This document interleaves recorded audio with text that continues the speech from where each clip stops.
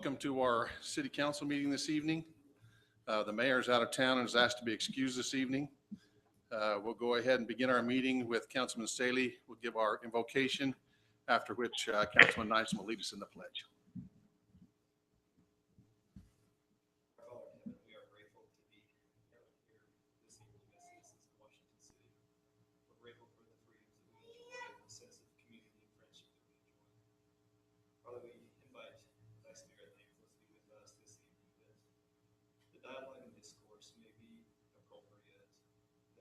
Decisions may be made with wisdom and foresight. Again, express our gratitude unto thee, and ask thou also bless those who serve our community and our country in all capacities. And we offer this prayer in the name of Jesus Christ. Amen. Please stand and repeat the Pledge of Allegiance. I pledge allegiance to the flag of the United States of America and to the republic for which it stands, one nation, under God, indivisible, with liberty and justice for all. Thank you, Councilman. I appreciate your participation in that. Our first item of business will be to approve the agenda. Councilman Turek, maybe just to mention that Mayor has asked that we remove item 11. So I'll make the motion that we approve the agenda as listed, removing item 11 from consideration tonight. Here we have a motion by Councilman Segmiller. I'll second the motion. Seconded by Councilman Staley. Nice night. Truman, aye. Staley, aye. Segmiller, aye. Turek, aye. We'll move ahead to item number 2, announcements. Is there any announcements anyone has to share?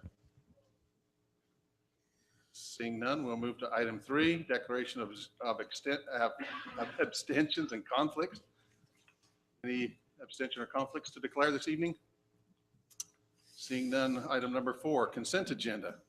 Approval of the minutes. Consideration to approve the minutes from city council meetings of 01/13/15, 02/10/15, and 02/11/15. I'll go ahead and motion that we approve the consent agenda consisting of the minutes from city council meetings on 1/13/15, 2/10/15, and 2/11/15.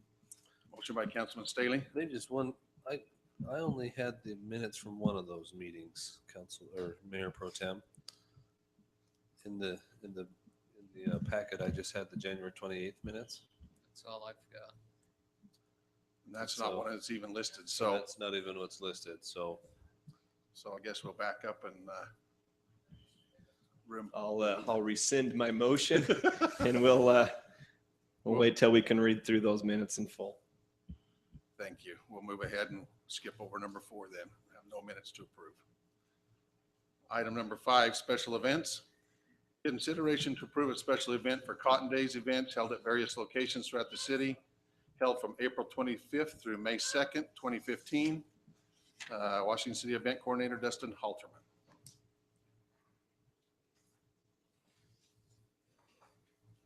All right, gentlemen, just here this evening for basically the Cotton Days coming up. So just annual event, pretty much almost grandfathered in as far as a yearly event this time of year, the week right before end of April, 1st of May. So just seeking approval on the event will be taking place. We'll go over some of the street closures and things like that, but just wanted to get the council's approval for this event. Any questions by the council? No, we look forward to it as we do each year. Okay. Most of the events will be similar to what they've been in years Yes. past. Yeah. They'll be announced on the website. Yeah, they're already up on the newsletters website. and Mhm. Good Yep. things. So our citizens can become very actively involved in that. Yeah. Great. We'll look for a motion from the council to approve our Cotton Days event.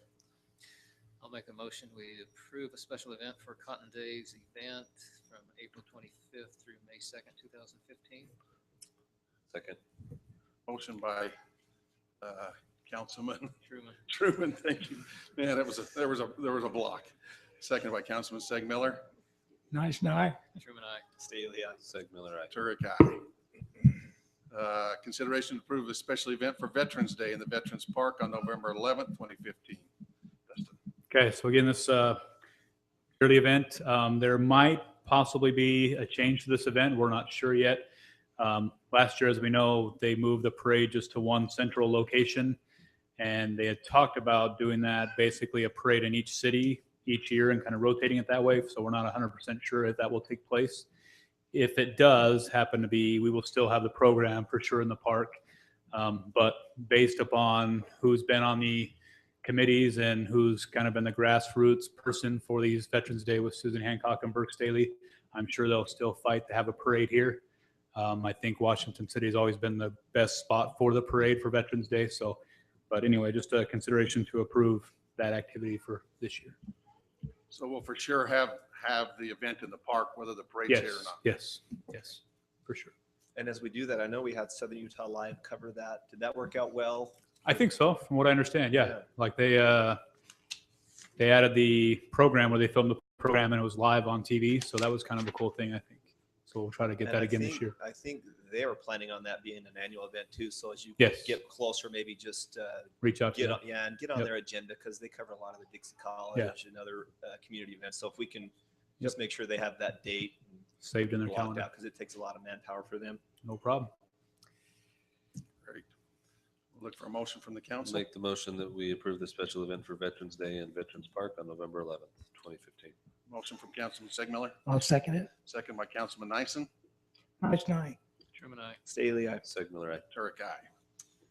Consideration to approve the Dead or Alive 5K, 10K on the Cottonwood Virgin River Trail on October 10th, 2015. Dustin. So this is just an event that takes place on the new boardwalk that we have.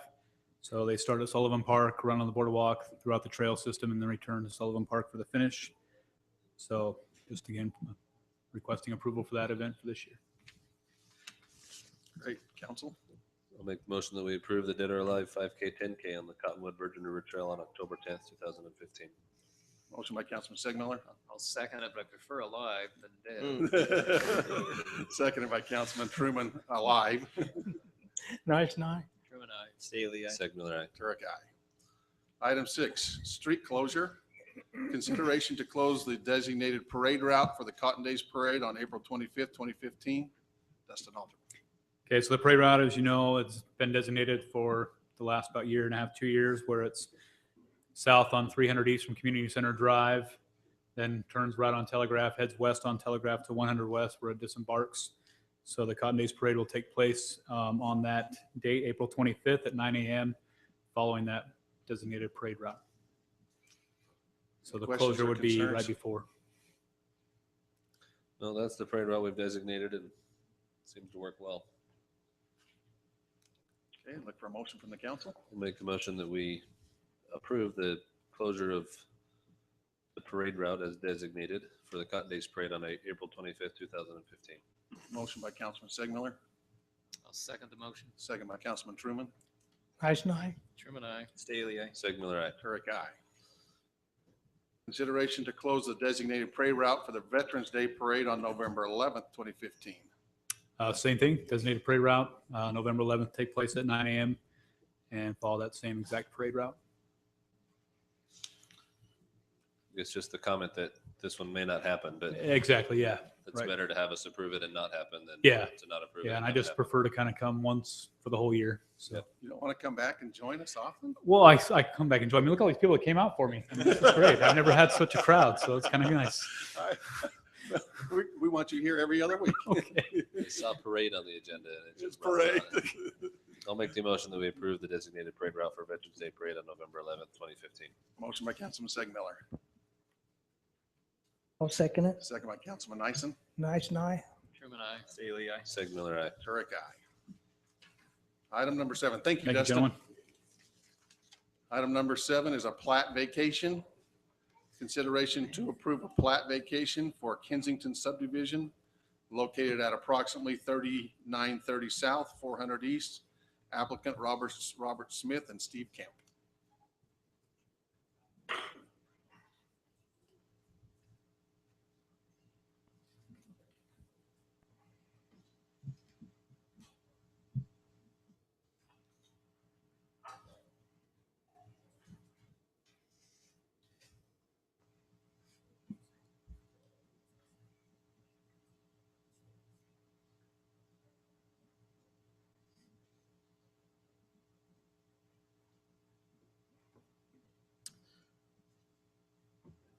Thank you, Councilman Turk.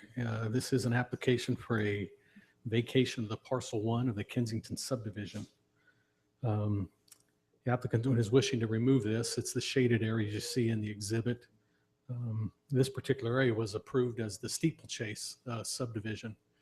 And as phase 1 came about and wanted to go record, the county came and wouldn't allow them to record because there's a recorded plat already, they stated. And so we had to come back and vacate out this parcel 1 to allow Steeplechase the opportunity to record. So that's the reason we're here before you tonight. Nothing more, nothing less, to take that shaded area out of the Kensington subdivision. Probably here in the next week or two, you'll see parcel number 2 coming to do the same thing. So, but this is what's before you tonight. The Planning Commission reviewed the request last week at their February 18th, 2015 meeting.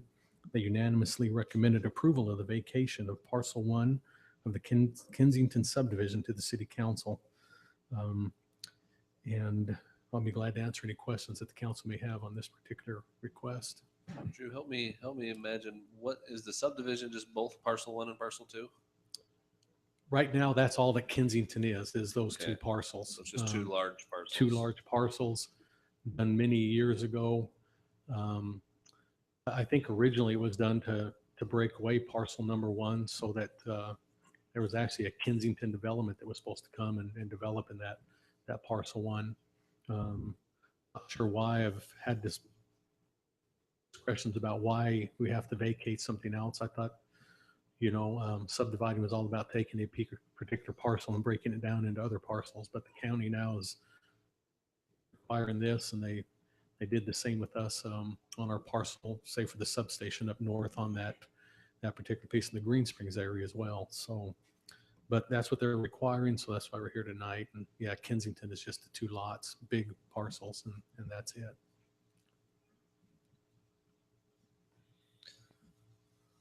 Any other discussion from the council? If not, I'll make a motion to approve a plat vacation for Kensington subdivision located approximately 3930 South, 400 East. Motion by Councilman Truman, second by Councilman Segmiller. Nice night. Truman, I. Staley, aye. Segmiller, aye. Turek, aye. Item 8, plat revision. Consideration to approve a plat revision for the Meadows at Stuckey Farms, Phase 5, to accommodate revised home footprints located approximately 4800 South, Cattail Way. Applicant Carl Larson. Thanks. Again, this is a simple revision. This plat might look real familiar to the council. I think we approved it last month. Since that time, the developer found actually some floor plans that he wanted to put on those particular footprints, and they didn't match up with what was already approved. So we're coming back, and luckily it hadn't been recorded yet, so we can do a simple revision instead of an entire plat amendment. And the lots are affected are 507, 510. Actually, they've kind of widened also 506. And I think they, of course, affected 502, 504, and 505. So they added some square footage to meet the floor plans that they found to put on these particular plots. And so that's why we're here, just to get that revision approved by the council for this isn't what you saw and approved a month ago. So we're just coming back. The Planning Commission saw this last week in their February 18th meeting. Planning Commission unanimously recommended approval of the revision or the revised final plat for the Meadows at Stuckey Farms Phase 5. And of course, it'll carry the same conditions and findings of the original plat. So those will not change. And that's it, unless the council has any questions for me. It's like we just made those buildable footprints a little bigger. Yeah, so the houses can actually fit on them. It's important that private area doesn't hang out into the common area. So they had to come back and make those footprints big enough to fit the floor plans that they found to put on these parcels. Yeah, I like this concept. If there's no more discussion, I'll make the motion that we approve this plat revision to the Meadows of Stuckey Farms Phase 5 to accommodate the revised home footprints located at approximately 4800 South, Cattail Way. Motion by Councilman Staley, I'll second it. second by Councilman Nyson. Nice night. Truman, I. Staley, aye. Segmiller, aye. Turek, aye. Thank you. Item 9, ordinances. Consideration to approve an ordinance adopting the Washington City Parks and Recreation Master Plan, Impact Fee Facility Plan, and Analysis. Leisure Services Director Barry Blake. This is one that's carried over for quite a period of time. We started the process and was working with the Home Builders Association, and then we had some surgeries in the middle of things that slowed things down. So Correct. we're glad to have you back. And Thanks for having us. We're back before you again, just to ask for your consideration in approving the ordinance, adopting the ordinance for the Washington City Parks and Recreation Master Plan.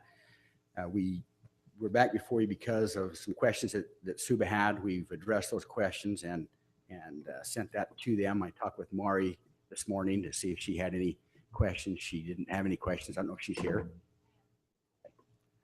And she does. We'll hear those. But I'll just turn the time over to Joe. He's kind of got the crux to the whole thing. Yeah. Thank you, council members. Joe Phillips with Sunrise Engineering. As Barry mentioned, we did complete a draft of the Parks and Recreation Impact Fee Facilities Plan in October, I believe, and submitted a draft for review by interested parties. And Suba submitted some questions on the plan. And we issued a letter in January, end of January, that addressed those 3 questions. And I won't go into great detail on them, but the letter's available if you're interested in it. We haven't heard anything back from Suba, and again, Mari's here, so she may comment if she feels there's something to address. But ultimately, we think that staff recommendation on the impact fee plan is to leave the fee the same. The recommended and calculated impact fee, or the maximum allowable impact fee, is $4,600 and some change. So if you left it the same, it would be a $600 reduction right off the start. And that's a substantial percentage of what's allowable. And the issue is as the impact fee is implemented, if the city chooses to come off the maximum allowable, it will reduce the city's ability to implement parks as proposed in the plan. And so what happens there is then the level of service that's offered to the community over time is reduced. At the next time we do this plan or an update to this plan, then you'd have a reduced level of service if the lower impact fee is carried forward. Any questions on the plan? Or the It's been a few months since we discussed this, and I don't recall our current impact fee amount for our parks. Do you have that number in front of you? The current impact fee is $4,000, and the impact fee recommendation for the study was 46. I think you said 46. Yeah. 4685. 4685. And as Joe mentioned, the staff's recommendation, knowing how impact fees are kind of a touchy thing, and there's been some increases in different things, different areas, we recommend that we keep that the same, that we don't, even though the plan is showing the $4,600, which will be a reduction of what we currently are providing right now. That's the level of service that we have right now. So that would reduce that right off the bat. And that level of service is based on park acreage and miles of trail. Is that? Yep, that's what has to be put in on that. What is our impact fee current study. level of service? It's about 4 acres per 1,000. Is that correct? Right around that area. Our original, when we first started way back, we wanted to do the national recommendation, which was 6,000 or 6. per thousand. Yeah, 6 per acres 1,000. And our current is 4 per 1,000. And so at this 4,600 and some change, that would be to maintain what we have now, the 4 acres per 1,000. And what's our level of service on trails? I'm not sure.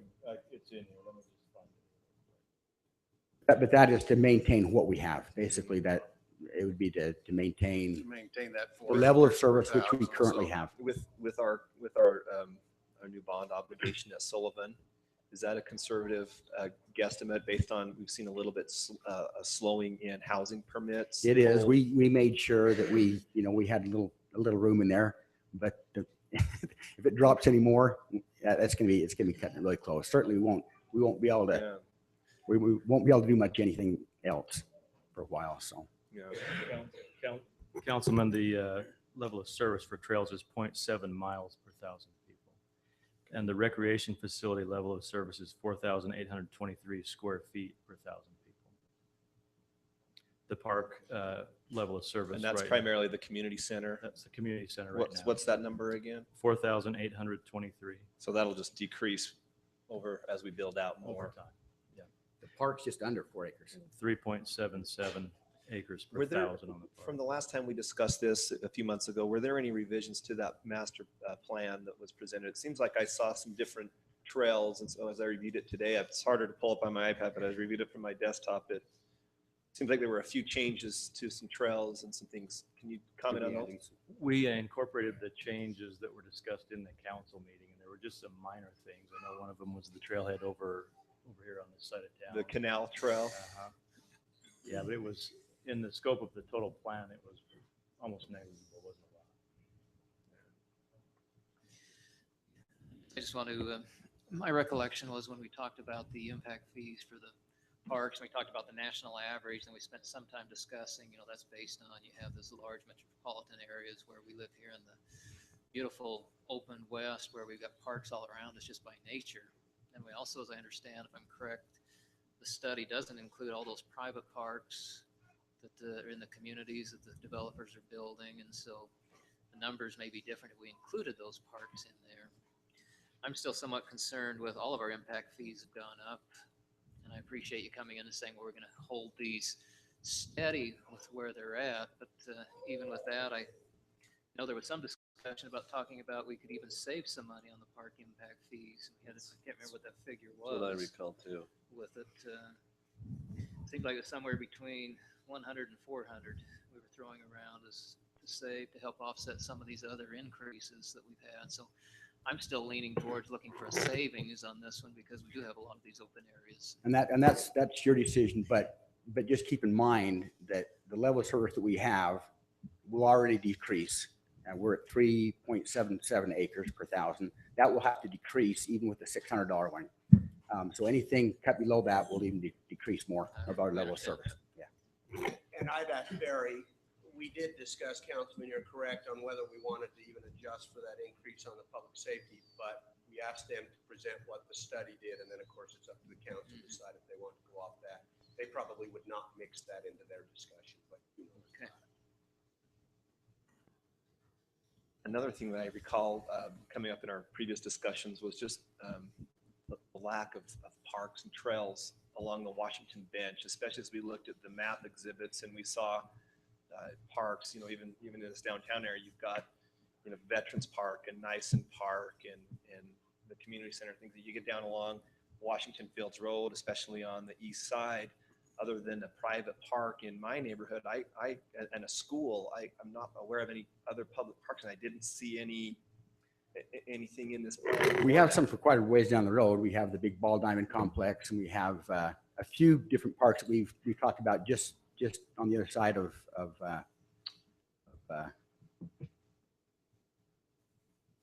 not Nice and no, but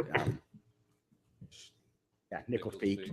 There's some areas right down there that we've talked about, and which are on that side of the field. They're certainly not more to the east, but those are things that, well, as things develop and as we get further down, that we'll actually but have to address. That's kind of the concern, is a lot of the land that's got plats sitting on top of it is along that bench down towards where there might be some new schools, and I don't recall much of at least any public parks that I'm aware of for that whole area, which is one of the fastest growing areas. Well, we talked about the possibility of down the road. There's a few areas that are still a possibility, and that's the Staley Farm area we talked about. Detention basin. And we also talked about the Ball Diamonds. We also talked about, and we haven't gone any further than way back a few years. We've talked to the Harmons before. Don't know if that's totally off the table or not, but that's another possibility for a park. And those are all in the fields down along that side. Those would be the main, objectives in that area down the road. It just seems that you've got a lot of families down there, and they don't have any real access to public parks. The other thought I had of the reason we brought up the canal, and that's another discussion, but at least the canal trail would get kids on bikes and scooters and families to be able to walk up to Sullivan which we're putting so many of our impact fee dollars into. It just seems that in, like a lot of things, some areas are overserved and some may be underserved. And so I have a little bit of concern with that. The canal trail, as far as to the east, is probably one of our next priorities. Now we'll have to work, going along back to the west if that happens with property owners. But as we come across the river where the private bridge is down there, we have an opportunity right now along the dam road, because that's where, we do have some availability to do a trail and to connect into eventually to the southern corridor and to Sound Hollow and all those kind of things where people can do that. So that's one of the main objectives right now for trails, is to go to the east. And is the canal trail a higher priority than, I know that when you presented last time, there was a Virgin River South Trail that was Well, the Virgin River to the east. I mean, we've already got it all the way over, so we would like on the to, other side. Let's see, the Pineview Park On is the- already. yeah, never well, got it it's serviced. it's really along the Virgin River toward Hurricane, toward the county boundary, to get it through our city and then across on the south side of the river to the east along the dam road. That's the Those are part the that two priorities. Is the canal trail I don't in know if we're talking about the same trail. kind of the South Washington Bench Canal portion? It's not a trail right now. Right now, it's really an easement. Would obtaining a trail and constructing it there, is that impact fee eligible? It is. It would be in that Yeah. area? Oh, yes. Yeah, it would be. It'd be a lot of, down through those neighborhoods, it'd be a lot of, would have to acquire a lot of Yeah, right of ways and a lot of- easements and stuff. There's an easement through there, a right of way, 50 foot, but that's not For prescribed for canal, yeah. trails. Mhm.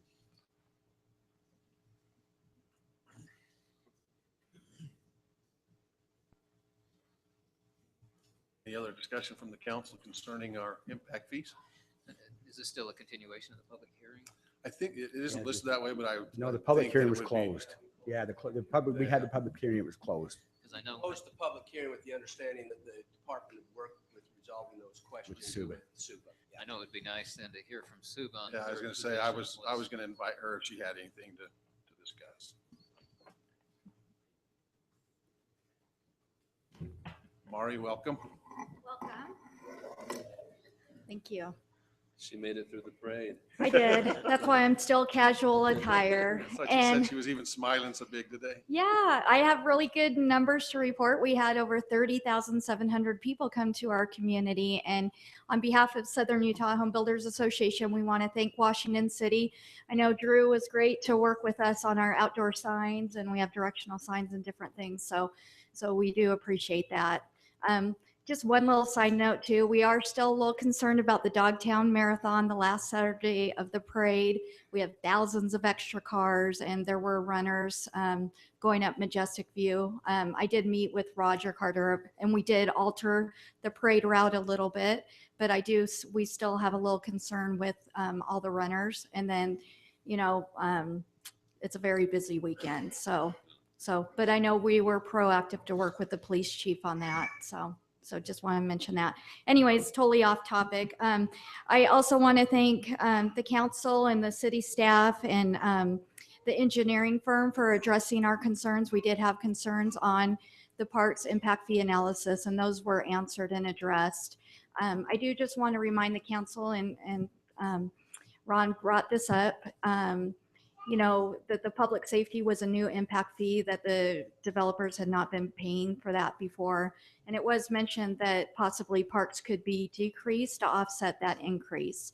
And I just want to remind everyone with impact fees, that does go onto the cost of the home. So it affects housing affordability. So every time we increase impact fees, that does go onto the price of the homes. And we're always concerned with that, as all of you are concerned. So we would love to see the parks impact fee decrease tonight, but yet also we do understand the importance of needing parks and trails, and the builders and developers are always willing to pay their fair share. So, okay, that's all I'd like to say, and we appreciate you working with us and addressing our concerns. Thank you. Thanks. Thank you, Mark. With that being said, we'll bring it back to the council for any discussion. I think we need to approve some sort of the impact fee, but I'm still thinking it's important to have some sort of slight reduction in that impact fee to offset the increase in the other fees. If we're the highest fees in the valley, pretty soon we might have people moving here, which will make it more difficult to do the building we want to build. And so I'm thinking somewhere maybe a $300 reduction in the park impact fee to offset some of I those. recall our discussion that with the amount of parks that we have now and the parks that we've got slated, that wouldn't, I guess it all depends on growth, but a reduction of that nature wouldn't stop or impair the plans we have, although all the plans are subject to whether or not growth happens. I hear you, and I agree that keeping impact fees as low as possible is very important. I just have a couple of concerns. One is like I mentioned, is that we have the ability to meet our obligations. We have bonds that are we pay our impact fee to service those bonds, and then the other just point that I'd bring out is some communities, some cities in our community don't fund all their parks through impact fees. Others have bonded and pay for them that way too. So I just would hate to see us not be able to maintain at least a level of service and meet our obligations. So I guess I'd like Barry to speak to that. Barry, if we dropped at $300, how does that affect your budget on being able to meet our obligations? Well, at $300, we're already at the level of service we have. We're already coming to you and saying we recommend 4,000. So that's a $680. So we're about $1,000. So that's about a fourth of. So that's about 25% reduction of what we can do in the parks. So the plan that we have certainly would have to go in and change those things, because we wouldn't be able to do what the plan says we're going to do. And so if that happens, we'll just have to adjust for that. And so we won't be able to do what the plan shows all the way. What we're hearing though is we're not going to be going in default on our bond obligations. We're going to have sufficient revenue to take care of that.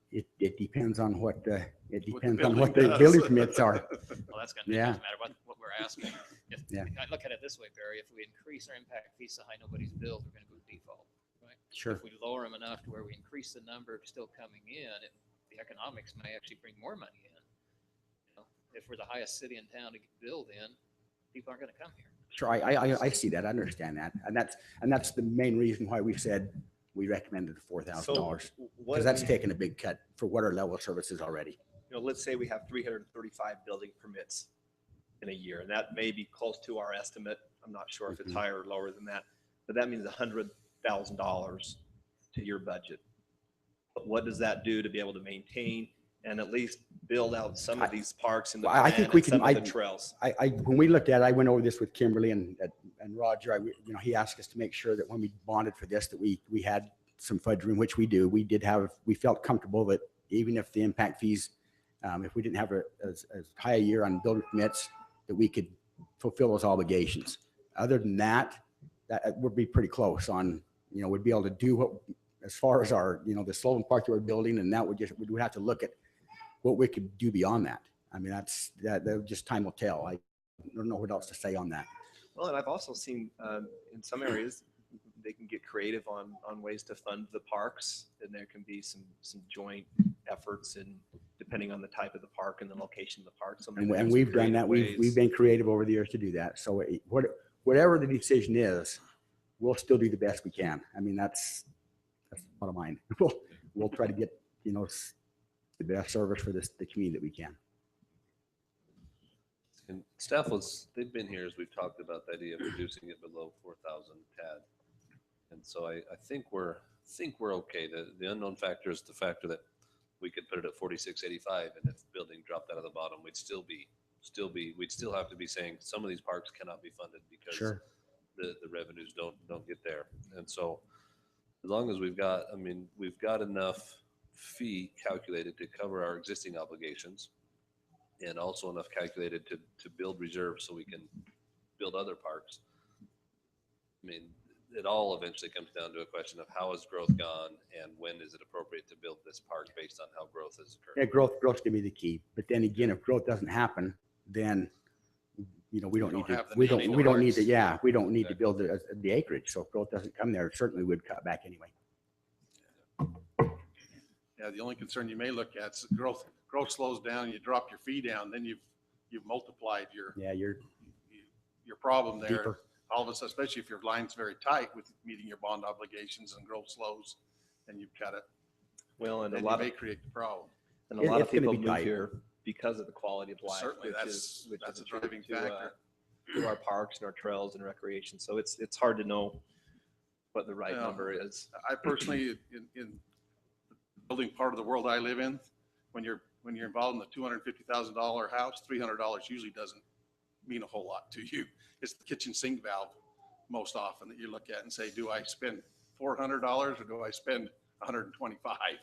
Yeah, I think So- we keep forgetting the cumulative effect of all of I this. understand that. You know, No, we've I raised hear what everything you're saying. I throughout, just, and it's that accumulation that is the death knell yeah. of growth. Well, and then you heard that last night with our power department from years ago when we didn't use the impact fee, and now we're looking at problems down the road because we didn't have an impact fee. And so And maybe that's you why play with a double-edged sword. maybe that's wise to stagger this. It's not all in one year. Certainly, I agree with We you. can reevaluate the parks next year and say, okay, well, the others are maintaining, or we can reduce. That's parks probably a good idea. I would agree with you. Are you suggesting that we hold off on this for a year? Or are you No, suggesting that we, I'm suggesting that we approve an impact fee of $3,700, $300 reduction, because it was clear when we talked about the police station, there was going to be a reduction in savings in park, and now to come and say, well, no, we're going to hold it steady at 4,000 versus a reduction. Yeah, I remember, and in fact, I think it was Councilman Staley that kind of led the discussion of, let's look at all of our impact fees across the board and see how we're doing cumulatively. And that's discussion. the lesson I learned there is don't ask for those studies to be done because whenever they come back, they want more money. So Well, and let me mention on the delay, one of the reasons why we probably not recommend a delay irrespective of the decision you make tonight is because we have part of what this plan does is put our parks in a planning horizon, which means that they could begin to be collected to be funded at some point. We delay it a year, we're really at the tail end of our existing plan. And there's a lot of these parks that are not included in that we really need to begin now, irrespective of what the funds ultimately are decided on the council. So that would be my only caution about delaying the plan Yeah, completely. and I'm not advocating to delay any plan. I'm just advocating a reduction from the 4 recommendation to 3,700. But we are happy to next year come back, Well, I think even that's if you what, don't delay the plan, and say, building has sustained itself, we would ask that the council consider, because that is still an option that we can do. And we consider every year. To make that motion, Councilman Truman, I'll second it. I'll make a motion that we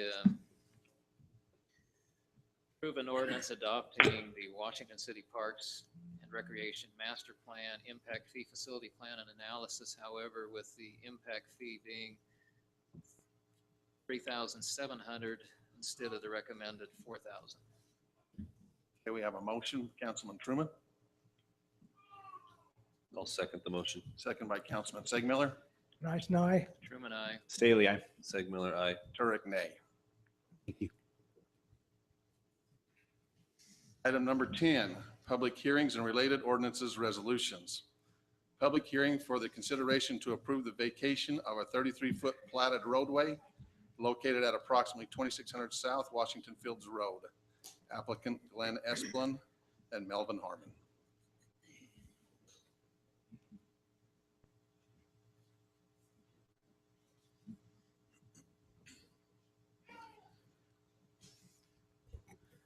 Thank you. As stated, is an application for the abandonment of platted roads in an undeveloped area. The applicants are wishing to abandon 33-foot wide platted roadways that currently run through farmed fields. Now, the platted roadways would not meet our current city standards as they are today, nor does the city have any need to keep them as recorded or platted roads at this time. Thus, the adjoining property owners are wishing to have the roadways abandoned and turned back into their ownership. Staff has reviewed the request proposal, finds no reason to object to the request, only asking that any future development meet the access management requirements as it relates to these two properties. In essence, if someone came back to develop them, that we just ask that, of course, those get deeded back to us through subdivision, plating, et cetera. The Planning Commission reviewed the request at their February 4th, 2015 meeting. The Planning Commission unanimously recommended approval of the street abandonment as outlined in the exhibit located roughly 2600 South Washington Fields Road, to the city council. Be glad to answer any questions you might have on these particular roads. They're kind of hard to tell. It's the shaded areas if you're able to zoom in down here in the southern portion. So I see the Brent Stuckey subdivision, so I'm assuming that's across the street from used to be his house there on the turn. Look on the left, Brent Stuckey subdivision. So I'm trying to get reference point for it. It's right where the tree. Right It's where the, tree yeah, goes the out. tree is down in the bottom left-hand corner is where the tree came out. That's the drive access to the Harmon's home. And that's their particular home there on that. Yeah, I'll just go point out.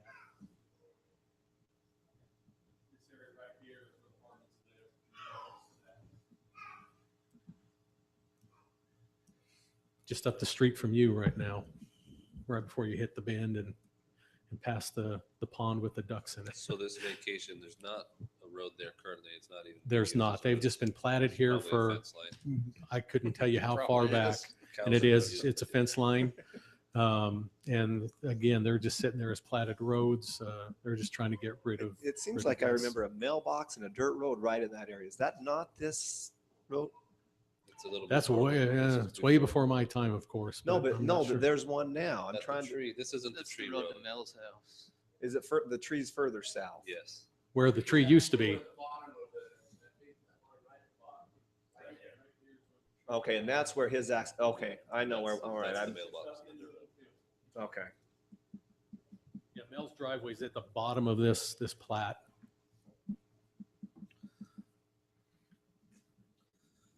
Any other discussion for Drew? Okay, if none, we'll go ahead and open this up. This is a public hearing. If there's anyone here from the public that would like to speak concerning this particular matter, feel free to come forward.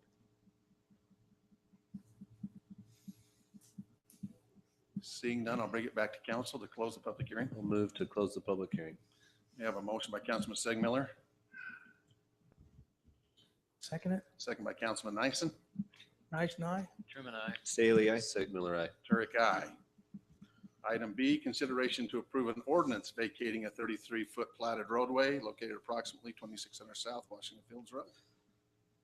Mayor Pro Tem, the property owners being in agreement and the fact that this road is of no use or not currently used, I would move that we approve the ordinance vacating a 33-foot platted roadway at approximately 2600 South. Motion by Councilman Segmiller, Second. second by Councilman Staley. Nice night. Truman, I. Staley, I. Segmiller, aye. Turek, aye.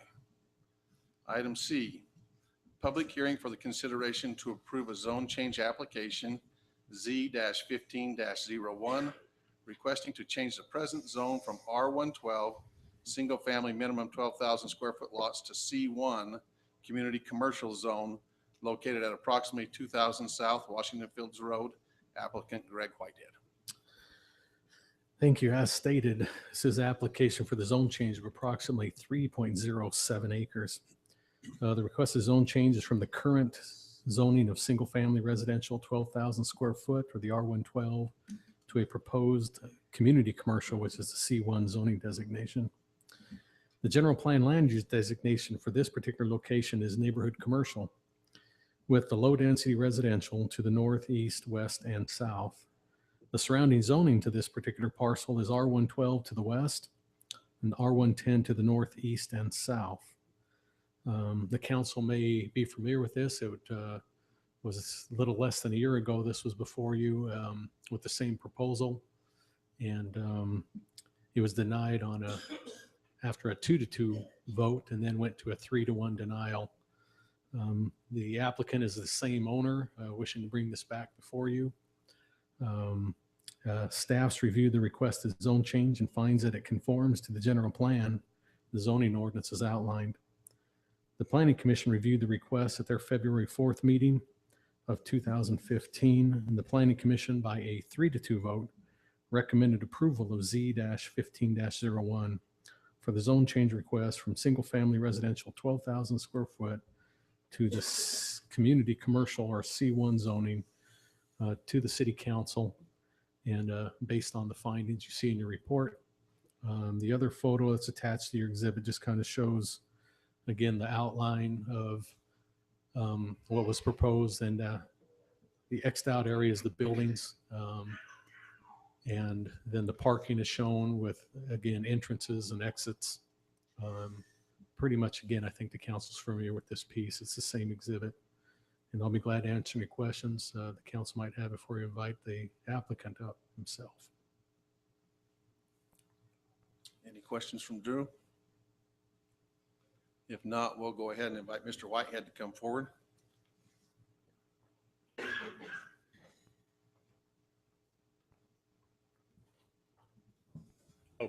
How are you tonight? Good. Good. Any discussion from the council? I guess you can tell us more about what your plans are, refresh our recollection if they've changed from the last time and Sure. what you're proposing. Yeah, there are a few key differences. This is not the same plan as what was brought forward. And it's, as a matter of fact, it's different owners from before as well. So ownership has changed. I'm the same applicant, but that has changed. And a couple of things. So first of all, if we can, so can we move the slide to the other one real quick? So this is what we're proposing right now is the zone change, which is what you see right here.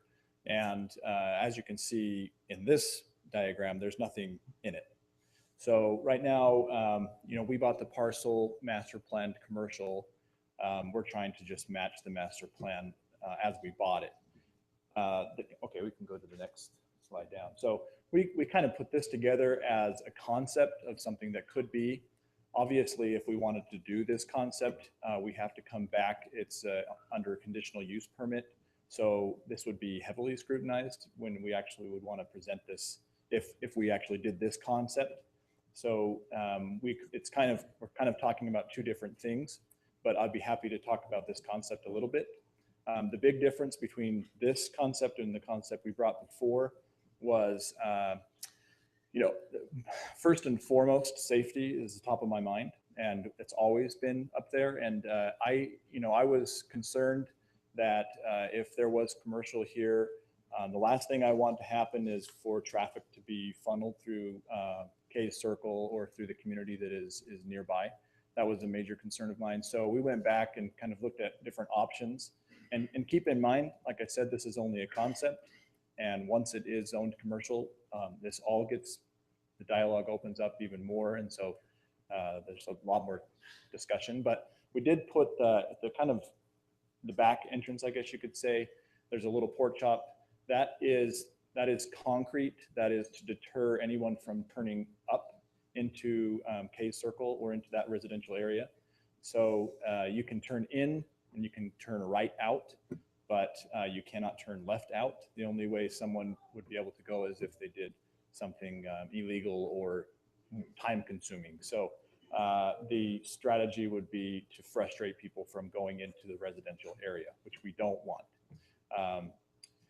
But that was the one thing we did change. I think on the original, last time we were here, they were discussing about putting one of those pork chops on 2000 South, but we felt like that would have the opposite effect of what we wanted, and it could actually force people to go through the residential area, which we obviously didn't want.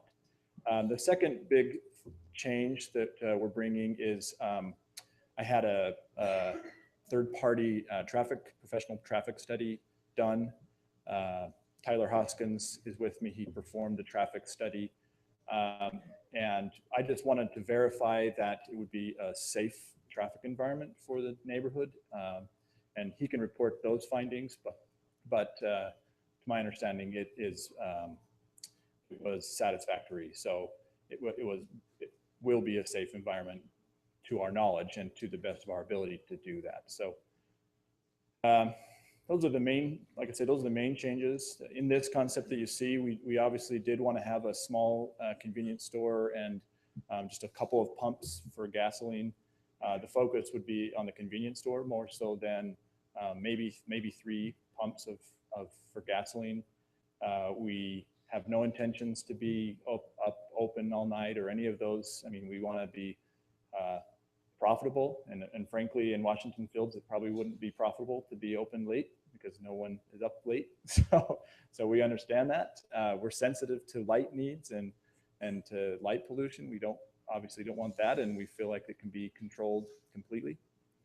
And we look forward to working with the community. So I know it's a sensitive topic. I've tried to meet with a few people in the neighborhood. I actually drove and tried to visit other people that live near gas stations within Washington County, and the feedback from people that live next door to a gas station all were either it wasn't a problem or it was a benefit. Nobody that I spoke to said it was a detriment whatsoever. They said it didn't smell bad. There wasn't trash. They said it was convenient to go get things and fill up. The one guy had a tractor. He said, it's really nice to be able to pull my tractor in and fill up with gas. And our ultimate goal is to be a convenience and neighborhood commercial. And ultimately, I think that it will be a benefit for the community. And we look forward to working with everyone. So hopefully any other questions for me? Any discussion from the council? I've got a couple of concerns personally, just with the fact that you're pushing everything out on your 600 East to come back out here. I'm assuming you spend some time down there and see what happens even now with the traffic backing up to where this drive becomes inaccessible for those folks coming out. I do have some concerns with the ability for people to get out of that. And generally what happens when they can't get out, they do turn around and then come to the neighborhood. I found it interesting some mornings prior to the bridge opening, even down by the Summit Recreational Center, when that light would stack up, that people aren't patient to wait. They head up through the boulders and around to get. And so you can see the future, what's going to happen here with the traffic issues. Yeah, I see that. I have those same concerns exactly. And first of all, for traffic questions, I'll have Tyler can speak a lot more eloquently than I can about traffic. But keep in mind, like I said, we're only talking concept right now anyways. So we don't even know if this would be a finished product of what we want it to be. And, I was thinking about different, so I actually spend a lot of time out on this project to just make sure, I want to get a good feel for it. Most of the time, turning left out of 600 East onto 2000 South is not an issue.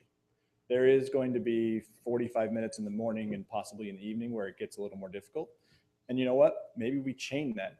Maybe it's just not an exit during rush hour time. I don't know. There's lots of potential ways to mitigate problems there. And like I said, all of those are discussed during a conditional use permit for project design, not necessarily where we're just trying to match the master plan commercial zoning. I guess I just have a more fundamental problem with the concept of putting whatever you put in there, a commercial property right next to residential homes. I just don't think it promotes the health, safety, and welfare of the neighborhood. I think there's issues with property values associated with that. I think that it's not conducive to the type of environment that folks want in their backyard on that little nub. So mine's more of a fundamental problem, just not being consistent with what's good for the society and neighborhood.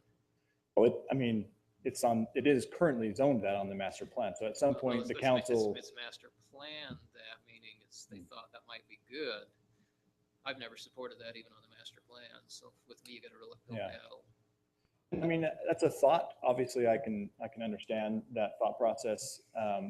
Having said that, though, looking at the communities I did visit that are of a similar circumstance, I don't see the property values going down, and nor do I see the neighbors complaining about it.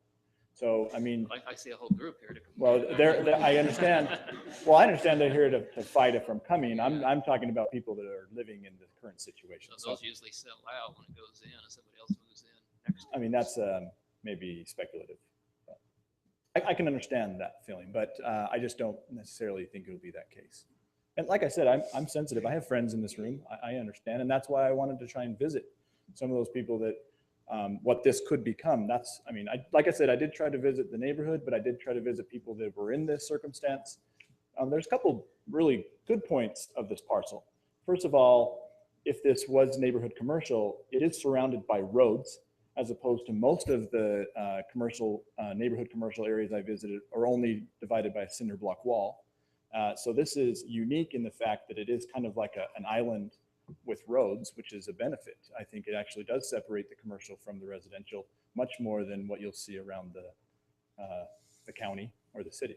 So there are some benefits to this piece. Obviously, I can understand what people think. No matter what, if it stays houses or if it goes to commercial, it will generate more traffic. If it stays homes, all the traffic will go through 600 East. Roughly 90 to 100 cars extra per day will be produced by putting homes on that parcel through 600 East. Not to mention the other homes that were already approved, which is around 14 or so. Every home generates an average of 10 cars per day. So that's, traffic will increase on 600 East. There's no way to stop it. The only positive, at least for commercial, is most of the traffic will be funneled onto Washington Fields Road, and only a very small portion is going to be sent through 600 East. And hopefully, an anomaly would actually go through Nichols Drive or Kay's Circle. That's what we're trying to avoid. Hey, Drew, what's the zoning designation on the Nyson piece to the north? Sorry, not the zoning, the general plan designation. Ooh, can you give me a minute? I'll have to Yeah. bring that up. 'Cause Will you I'm- also look at the Adams pieces to the west? I find it instructive that every weekend you've got somebody selling something on that corner. It's obvious that people realize this is a good spot for commerce. And it's difficult for all of us to accept, especially those of us that have been here long enough, that was the outskirts. That's where we went for peace and solace. That's where we went hunting for a lot of it. I mean, it's got a long history out there. That's where we went to, let the cat go. That was a problem. It's got a long history out there. Now we've got a lot of our friends and neighbors who live there, and it's become kind of the premier corner of our biggest residential area. And with that, there's a lot of traffic, there's a lot of commotion, and landowners are starting to see that there's opportunities for commercial. Does that show the designation? Yeah, all the green area, which, the Nysons is up above the yellow. And Yeah. that's that corner of the intersection. Sorry, it will slowly, your eyes aren't bad. It's got Slowly to run populate. its course, but it's all ag 20. Over to the left of the yellow is where the cattle feedlot is, Adams, and of course, then all his property. And of course, that white area is in the county that Larry owns a lot of that as well. But then, here we go. So the Nyson piece is up, to the north of that 200 south. That's ag 20. And all of Larry Adams is ag 20. The hill, Nichols Peak itself is all ag 20. The yellow area is the Nichols Peak subdivision. Everything else around it is ag 20. So we didn't give a designation to the ag areas on the Now, general is plan. Now, this is the zoning. I thought you were Okay, asking for the zoning. zoning. Can You we want go the to general plan? Yeah, let's go to that real quick. See, my concern is if we don't find a way to work with property owners that see commercial opportunities, we're going to have the same thing that St. George did to us. Well, and the Adams piece is a good example.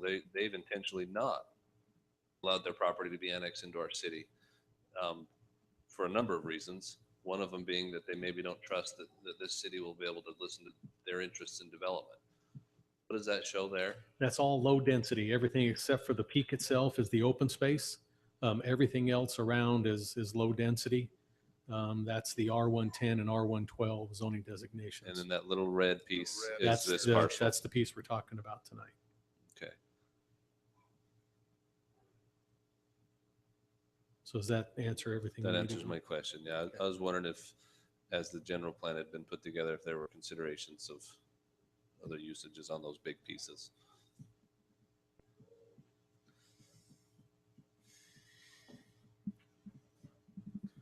Any other discussion or questions for Mr. Whitehead?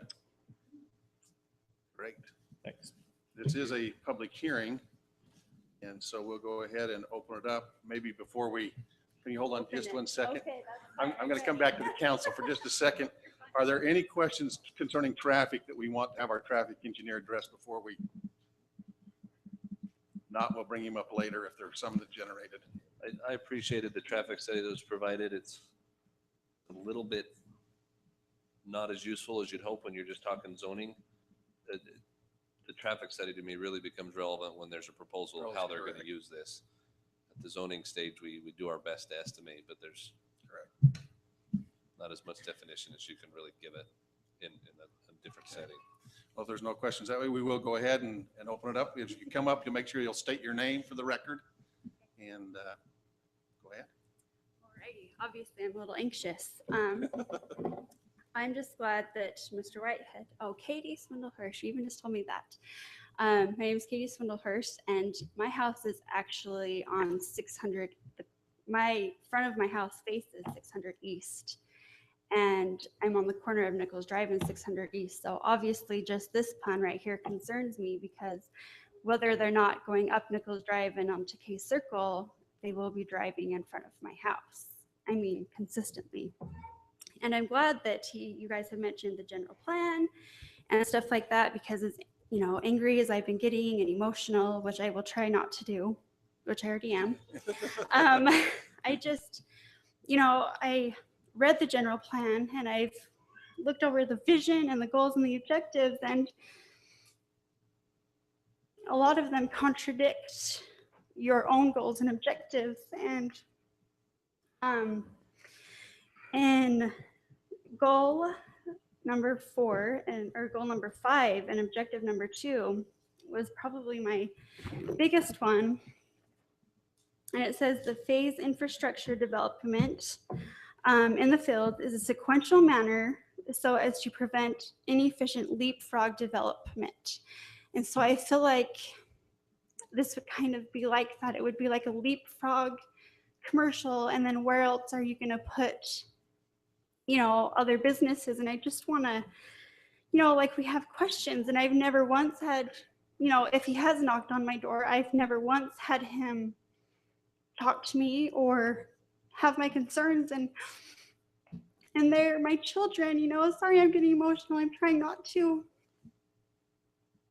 but those are my children, and they pull out onto 600 East frequently, and he may visit that lot a lot, but I turn left onto 2000 South at least 2 or 3 times a day. And it is hard to get left out of there to turn left. And even yesterday we had to come inside because there were, I don't know who they were. I don't think that they were associated with Mr. Whitehead, but there was a big diesel dump truck and a tractor that were going back and forth on that road. And we had to come inside because, we were playing basketball in the driveway. And I'm worried about my, my quality of life. And, I just want to be included in the plans. I don't, I just want to be considered and respected. And that's, really all I think anybody wants. And there's just certain questions that like what is the problem with, like what problem are you trying to solve? Or, what opportunities are you trying to capitalize on? Which, I just want to understand. And I do understand the benefits of all sort of things like that. But then, what are the actions that the city is willing to take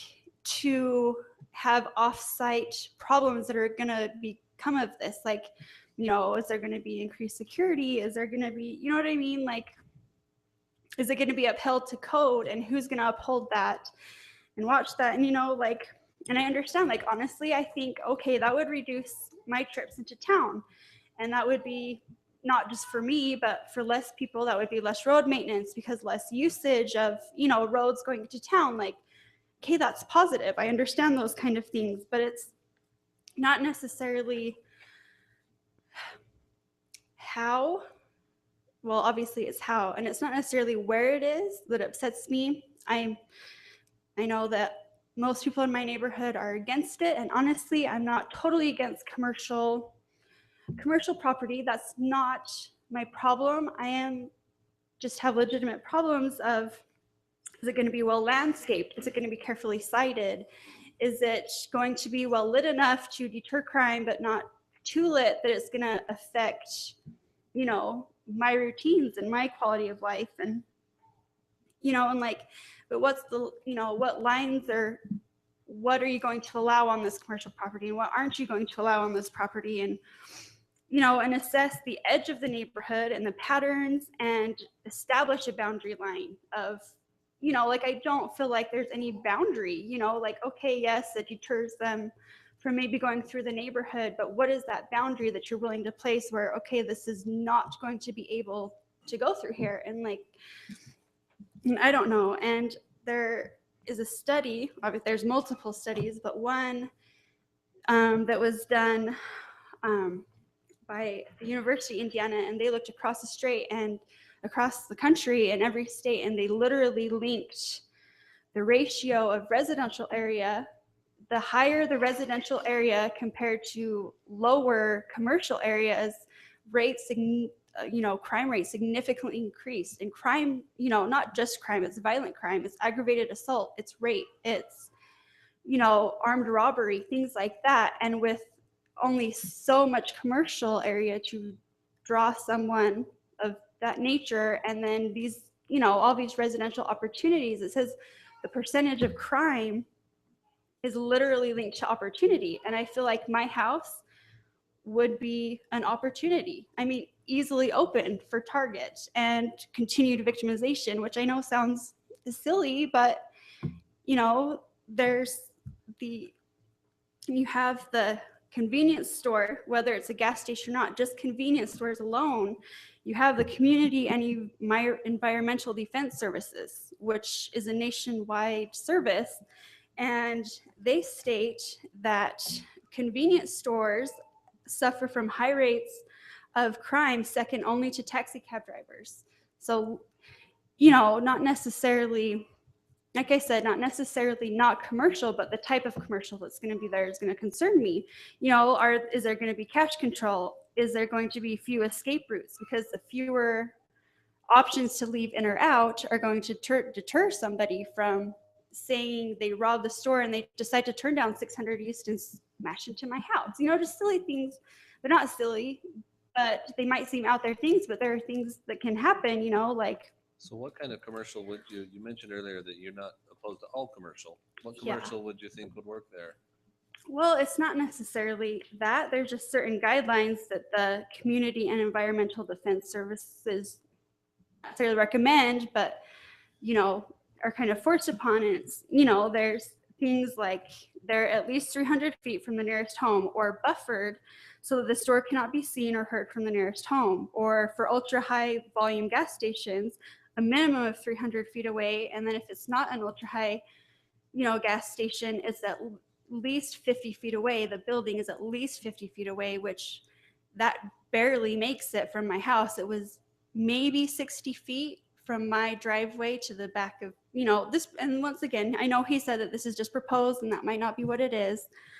It's just, I want to make sure that they're away from, sensitive ground or water resources or, and that they're located in a downtown or neighborhood commercial area, and I'm not, I'm sure some people in my neighborhood will be mad, but say you put a coffee shop or a yoga studio, something like that, people would enjoy walking to, because I complain that I can't walk anywhere from my house. Like, okay, maybe I would enjoy that a little bit. And like I said, I'm not opposed. We just want to be included. This whole process is to include you. Yeah, and that's, the city hasn't initiated this. We have an Yeah. obligation as citizen representatives to hear the property owner's requests. Yeah.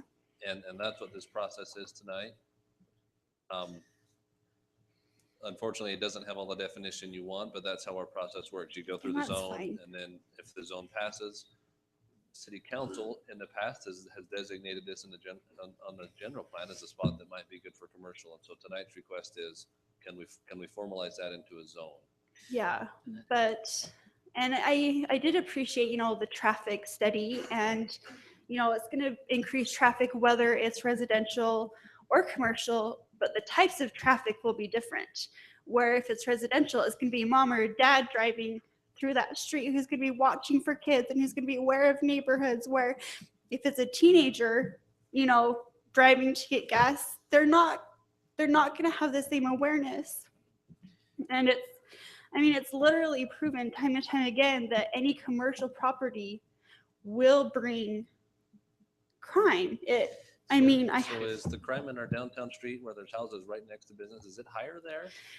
Absolutely, it is. And it's proven. And I have multiple studies that, and I have one right here that correlates the type of business, the amount of crime, you know, the percentage rate of different businesses versus others, and I mean, all sorts of things. So it just, So let me just kind of see if I understand some of the points you're making. On the crime issue, what we're looking at is if you have, we don't know what's going to be there, but if you have a gas station there, that's an easy knockoff for Yeah. somebody. If you have a gas station, you'll have cops there often. I know that. yeah, which They that's might be true. sleeping. Yeah.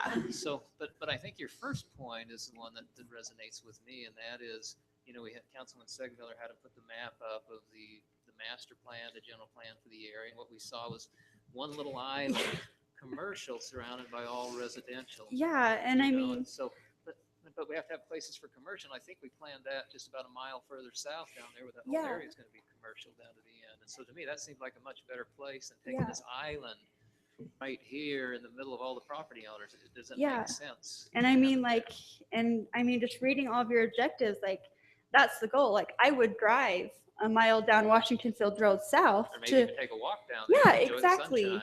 And like, so why is this property up for debate so often, and why does It's it keep because- getting, It's because we created the problem by Yeah. saying this Yeah, is a but little we'll- spot there. Well, Nichols Peak alone leapfrogged, right? yeah, We exactly, shouldn't have like, let that happen. We should have started exactly, back up. but at least that's keep it not how a property works. consistent island. I mean, Yeah. that's just, and I feel like the high traffic areas right there, that's just, and I wish that I could say that people are going to abide, you know, traffic laws and people are going to be careful and, you know, but it just, I mean, obviously it makes me nervous and I don't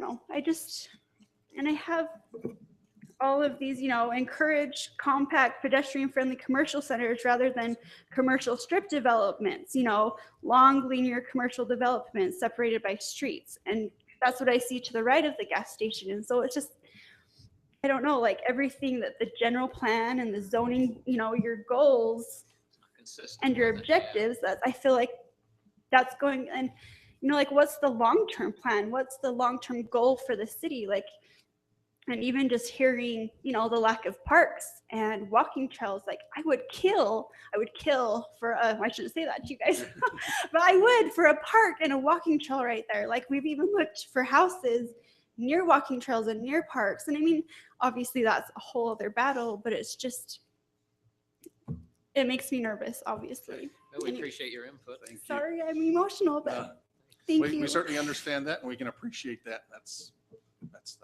public process and what affects us in our front yards. We certainly can appreciate that. Yeah. So Anyways, Thank thank you. you. I'm done. We'll look for anyone else. If you can keep it to the point and concise as I'm we gonna keep can. it really to the point, actually. I'm going to try at least. My name is Marlena James, and I also live right in Nichols Peak Estates. I myself did do the petition, and I don't know if you guys have, but we started a petition. I actually have some more names on it. I went to the 55 different and got those, talked to those 55 people. And out of those 55 people, and I went door to door, not one person was for this. I mean, Mr. Truman had the exact thing.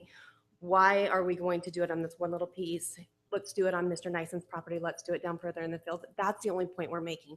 We're not saying let's not open, have a yoga shop or let's have a coffee store. We know that that growth is coming to our area. We're completely aware of that. But why are we going to do we have to put it right here in this area? That makes absolutely no sense. Door to door, 56 people, and I know you probably don't want 56 people to stand up here and say it, but we understand what's happening, but please protect our community and protect our area.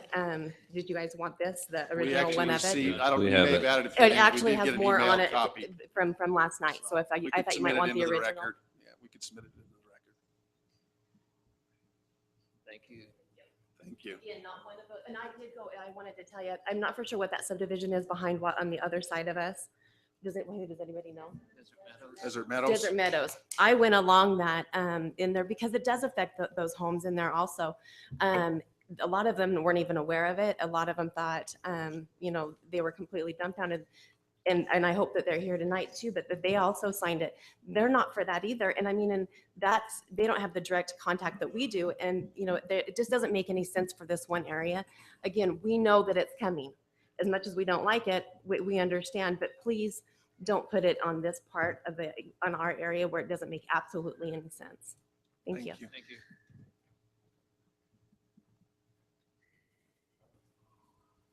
Hi, my name is Nicole Kimsey. I also live in the Nichols Peak subdivision.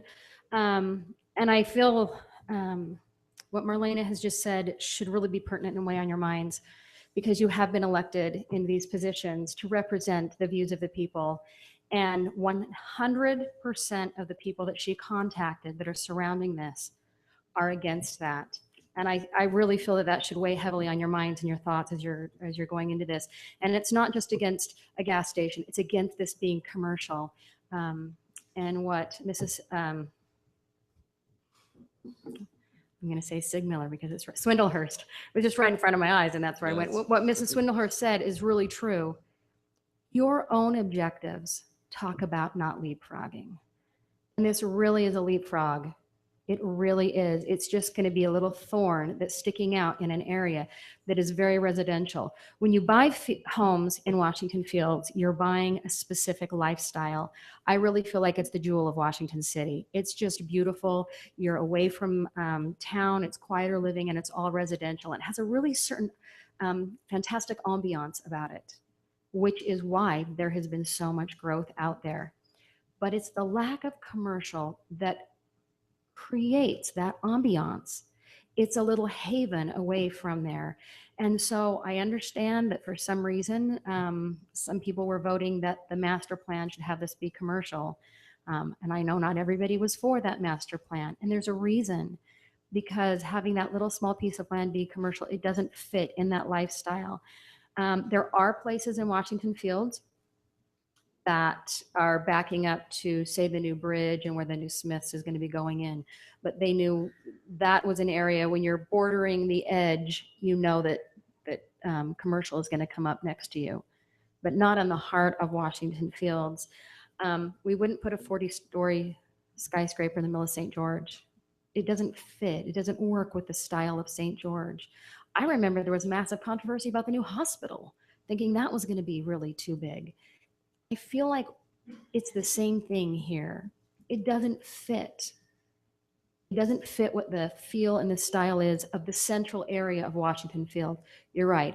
A mile farther down the road, you're going to have a lot of commercial coming up in the next couple of years. That is a great place for it, not in this particular area.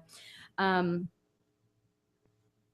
traffic study has been brought up, that there was a traffic study done. I've actually spoken with him about the traffic study, and he's tried to make the point to me that if it's residential, then it's 10 trips in a car every day for every house. I did a little bit of research on that, and I'm not sure where those figures came up with, but it doesn't match anything that I found. I did a little straw poll of people in this audience, and I said, how many times did you leave your house today? 1, 2, 4, 3, 2, 2, 1, 5, and the person the most was 6. The traffic study that was brought up is a moot point to me, because them saying it'll be 10 trips in the car every day per house, it doesn't match anything. And these are the people that are the residential people in Washington Fields. I want to talk about a few other things. Crime statistics, FBI studies. Convenience store robberies made up 6% of the total robberies. And statistics show, and this is all from the FBI, 45%. Nicole, we've heard crime statistics. Okay. So if we got something new that the council hasn't already Well, I heard, just, but it's specific to convenience stores. Belaboring the same points. If Okay. it's something different. Then I'll bring it go on to forward. If health it's- statistics. There we go. And these are quotes from medical journals. Despite all modern health and safety guidelines they must follow, gas stations can still pose significant hazards to neighbors, especially children. Another one. Despite, according to research, cancer risk may increase if we live within the distance of less than 300 feet from a gas station. I have a little map. That's my neighborhood. That's 300 feet. Is that right? Did that research talk about overhead electrical lines? Or Uh, cell phones or any of the other stuff that also, anyway, that I research. feel like you're getting snarky with me. No, I'm getting snarky with the research because so much of what those type of research facilities criticize already exists in our communities. So you're saying, oh, well, screw it, because you already have power lines over your head. We don't care if there's going to be a gas station. I don't understand. No, That was he's- really he's not- uncalled He's for. not saying that at all. He's not Although I saying don't think the proposal is for a gas station. Well, Nobody's I've going to talked ask. to him several times. He's going to propose it. And- So, and but what I'd like to say is, he talks about a lot about safety. The pork chop being used is to deter people going into a residential area. By the time they hit the pork chop, they're already in the residential area. It doesn't really work. I know he knocked on a lot of doors. I asked him specifically because I wanted to know, do any of those people, did they live there and then the gas station was built? Or did they move in knowing the gas station was there and he wasn't sure which one it was? Because if the gas station was already there and they moved in, they knew what they were getting into anyway. And so I feel like that's also a moot point. I hope that you really vote to keep Washington Fields, and have that sort of ambiance. Thank you. Thanks for that. I think I just need to make a comment based on, for starters, we appreciate all the public input that comes, but everybody needs to know that we can't make our decisions based on public clamor, no matter how compelling that may seem to all of you. We have to make decisions based on what the law allows, what the law provides, what's going to promote the safety and welfare of the community. So the support here is great, but no, at the end of the day, our decision is not made because you're all here. That's a factor that goes into it. It really comes down to, is this a proper thing in the proper area that will benefit the city? Mhm. Just so you know, we're on the same page. Yeah, which is why I feel like it was very pertinent to be brought up what your own purposes are, which is to not leapfrog over things. And just because something's master plan, Barry Blake stood up here earlier and you talked about parks in the fields, which I'm all for, as Cress was really pressing about that and asking a lot of questions. And Barry's like, well, that's coming in time. Will eventually come with the growth. Just because it's master plan doesn't mean, boom, we should do it all right now. Even if for whatever reason the master plan isn't altered or changed, just because it's there doesn't mean it has to happen now. Great. It's one of the things I'm just addressing as a whole. I know as I go into the high schools and talk a lot now with the kids, I tell them that the master plan stage is the place you want to engage as a community, because that's when those decisions are made. We wouldn't be here tonight had we been engaged when the master plan came out and said, look, that doesn't fit our neighborhood. And so just for future discussions, when you hear master plan, make sure you're here. Brian Robinson, I live across the street in the Desert Meadow subdivision, 718 East Desert Bloom Court. When was the last master plan meeting? It was about 2 or 3 years ago. Well, it was no little longer than that, because Councilman Hudson, I know, was a part of it. Councilman Staley, were you a part of that? No, I wasn't a part of it. I see there's been. a It's few, probably been about people 5 that were on the years, committee. somewhere Yeah. there, How- 5 to 6 years. How somewhere there. often does that meeting occur? I don't think there's really a designated time. It's just kind of when the council looks at it and says, hey, we want an update, or. Can I recommend that We you passed a resolution. that you make it's another every 5 years. master plan meeting? Well, If it's been oftentimes- 5 years or Yeah, so, oftentimes we will and do it's that, not on the especially if we agenda? find a parcel that becomes problematic. I can tell you of a parcel that was over in another part of town that was master planned one way. Sure. We had several developers come in with similar situations and saying, hey, your general plan says this, and I want to meet that. Well, we just didn't really felt that it fit, so we had to come back and we amended the master plan. I to think, what the council obviously this wanted. has come up enough that it warrants that question. Is it time for another master plan meeting? And I would recommend it. Drew, can you tell when the general plan was last amended for this area? We also break it up by areas. We don't Sure. do it for the whole Oh, city. no, We- I understand. We chunk it out so that it is something we can keep up with. While he's looking for that, I can tell you that the piece immediately to the south that's adjacent to this property was general planned, commercial, and actually zoned administrative professional. Came back, received a new general plan designation, and is now zoned and platted residential. That's the piece up above that That's was the upper piece, being yeah. considered for a mortuary, right? That's correct, yeah. Okay. The last time this really kind of got into a debate, it was my understanding that the determination was before we change the designation of that property, that the planning commission would conduct their own evaluation of what commercial properties should look like. in the Washington Fields area. Has that happened? I think it's in the process. I know that they had a couple of meetings in the last month with the Fields people down at the elementary school for this very Yes. purpose of saying, where do we put commercial? Where would you like it? How does it fit?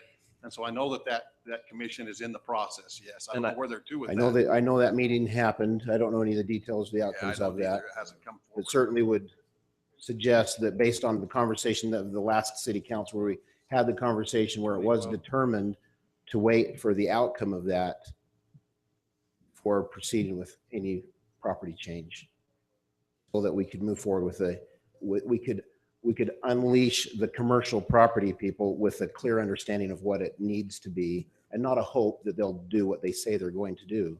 Not that we have any reason to doubt them, but there's no rules to bind them. The issue I have with this, very much like everybody else, it is like fitting a square peg in a round hole. The location of this against the hill, against the bend of that road, it would do so much better if it was actually on the opposite side of that subdivision or that intersection, where you're not dealing with a bend of a road where people are coming north, coming up and over at high speeds, and coming down into a subdivision or intersection they already speed through. They already ignore the right merge into the subdivision that I live into. But obviously that property's already zoned low density. I think we're really trying to make something fit that doesn't work. If it is a gas station, is only experiencing traffic flow that is less than what any number of residential houses would incur in there, I can tell you right now, that's probably not a good move. You want a lot of traffic going in and out of that gas station if you want it to be profitable. I've already cautioned or warned that we've already had issues with one gas station in the Washington city limits having a failure. It was right next to Walmart. Friends of ours that own the Town and Country experienced not enough traffic in their location.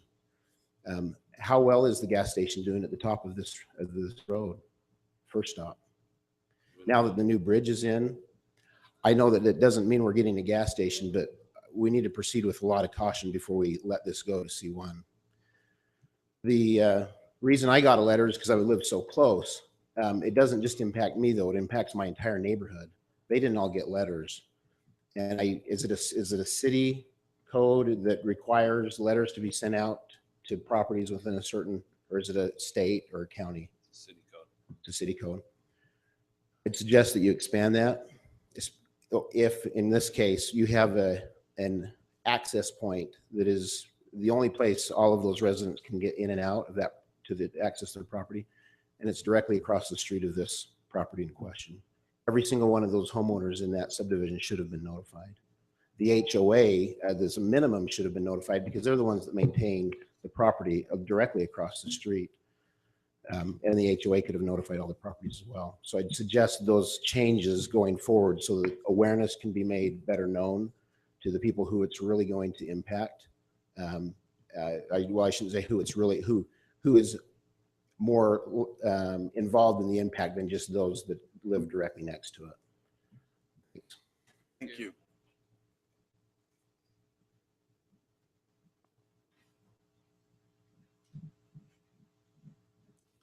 Any others that would like to come and speak that have something different to say than we've already heard? My name's Karen Blake, and I live in the Nichols Peak subdivision. And I just have a question, and maybe you guys can clarify it for me. If you do pass the zone and it becomes C1, does that open it up to it's now commercial and then they can propose and then it can be whatever? Or are there restrictions? And we are concerned about the gas station. We feel that like you've heard, the safety, the amount of traffic, the increase, chances are they are going up through our subdivision. I mean, and that you can't really deter that. I mean, you can put the porch up, but they're still going to come through our subdivision, and that is our concern.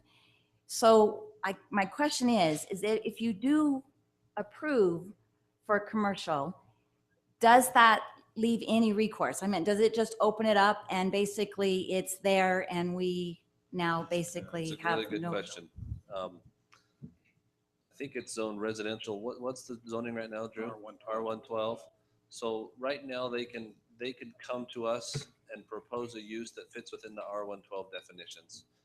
I don't know those. I can't rattle those off to you precisely, but I know that, let's say an apartment complex would not comply. So they'd have to, before they could build an apartment complex, which is technically residential, but not within R112, they'd have to come and change the zoning, and then they could propose that as a second step. And so tonight it's just to change it so that they could do anything commercial there. Right. And then the definitions within C1, which Drew would know the definitions much more precisely than me, those would become available to be proposed on a subsequent step. I'll just add to that. Then in this, if it did receive an approval for a C1 zoning, there are certain permitted uses, and then there are certain conditional uses. This particular gas station would be a conditional use. They would need a conditional use permit, and the process for that is the owner or developer going back through the planning commission, and the planning commission would set the conditions for that conditional use permit and basically approve them to do what they want. So some they can just do, you'd have to look at the specific ordinance, and some they could do on the condition that the planning commission approves it. For that, we looked up C1 and it said no outside sales. But then on your conditional, it says that it can have a gas station. I said I shouldn't say this, but I am concerned because we did present ourselves to the Planning Commission. I felt that we were very overlooked, that we were not heard. We received comments of, I would love to have a gas station there so that I could go get a soda. I would love to have a gas station there so I could go get a loaf of bread late at night. Those people approved C1 so that they could go get a loaf of bread, when my house is right there. And my concern then, if it goes to the Planning Commission, you're going to say yay or nay to C1. And then it's going to go to the Planning Commission for them to say yes or no to a gas station. And that puts up tons of red flags. And there's nothing against the Planning Commission, and I'm nothing negative. We weren't heard. And we received many comments like that. I was offended a couple of times from a couple of comments that they made towards me. It was a very lack of tact. They were rude. And so that concerns me. If you guys say yes, that it can go to commercial, then we have to go to the Planning Commission, and then they're going to say yes, it can be a gas station because of your conditional use permit. And that to me seems very wrong. They are appointed by you. They aren't accountable to the people. They don't listen to what we have to say, and they aren't concerned about our feelings. They make a decision based on what they feel. You're absolutely right. If I could just interject a little bit, the Planning Commission, they will typically look at things a little more black and white. They are recommended by the mayor, approved by the council, and they do look at things quite black and white. Now, they are required to have a public hearing. We're not, but we still do on these.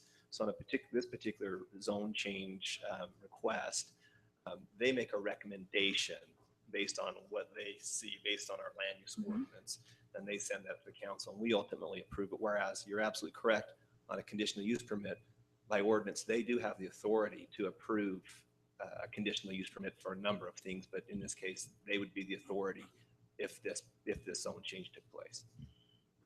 I understand that. And I would plead with you to please take that into consideration. There were some that we did get a little emotional, and I do admit that. But we gave the facts. We said how we felt, and we were truly, we were overlooked. And I felt that one gentleman in particular was not even there. I don't even think he heard one thing we said. And I plead with you, please, to consider that. if you do approve this to C1, we basically have lost. Because then this gentleman or whoever owns this property can go in and build whatever they choose. And it's not the best place for a gas station. And I do know that commercial is coming, and we're not against the commercial. And even some points, if we had to have something that was maybe was not as traffic, maybe a lawyer's office, maybe a doctor's office that maybe didn't have tons of traffic. And maybe you could have a block wall all the way around the back and there was no entrance into our subdivision.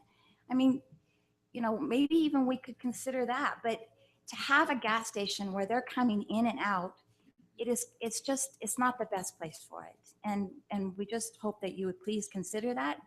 And as we were looking at this plan, my husband and I were talking, if people pull in to get gas, they're going to pull in and they're going to go north. How do they exit? If you pull in, is everyone going to have to like pull in to get gas? Are they going to come around the back of the building? Or is everyone going to be turning around where the parking spots are to go out? Because you can't exit onto 2000 South. And so everyone's going to be pulling in there and turning around? That doesn't make any sense. We can understand your concerns there. The problem is it's the cart before the horse. Right now, we don't know what they're going to put in. It would have depended on whether it's even approved or not approved. And then if it did get approved, and later on they could come in and you could make all these presentations. At this point, the question is really commercial appropriate at all in that location? That's really what we're looking at. And that's not where what those the use conditions is. that they're planning, when they talk about conditions, that's exactly what you're talking about is what are your traffic flows? What is the landscaping? What is the lighting? Those. Do we have types of things. any, can we come to that meeting? I Certainly. mean, do we have any say It's in a that? public hearing. It's a public hearing. It's a public process. But- absolutely. So this same process tonight would be needed for an attorney's office too. Well, and that would be, and I know like, and they kept saying that to us as well. They kept Yeah. saying, we're not approving a gas station. But the plan was up there and they asked all the questions. They answered It's- the drive and It- everything like It is kind that. of a vesting process. I mean, it starts with the general plan. That begins the vesting, which is already in place. The Right. next is a zone change, which vests you a little deeper. And it's kind of like so the camel gets in the house, nose first, head first, front end first, and before Right. long he's in the house. And you so can't get him out. That is the process of land uses. Well, and that's what we're afraid of here, is that if you do approve the C1, we basically have lost. And so please consider that. Because, like I said, I'm not trying to be negative against the planning commission. We truly were not heard. And some of the comments that were made were very offensive. And he made a couple comments to me and I went home and I was quite upset. And so please just consider that, because once you say yes, we're done. Yeah, it's one step closer. There's no doubt. Yeah, thank you. Thank you. My name's Kayleen Bundy, and I just have a comment about tanker trucks or big delivery trucks and how feasible that would be in that spot. How it might be a little tricky to get those double tankers in there safely and back out on the road, or a big delivery truck either. So I think that needs to be considered. Thank you.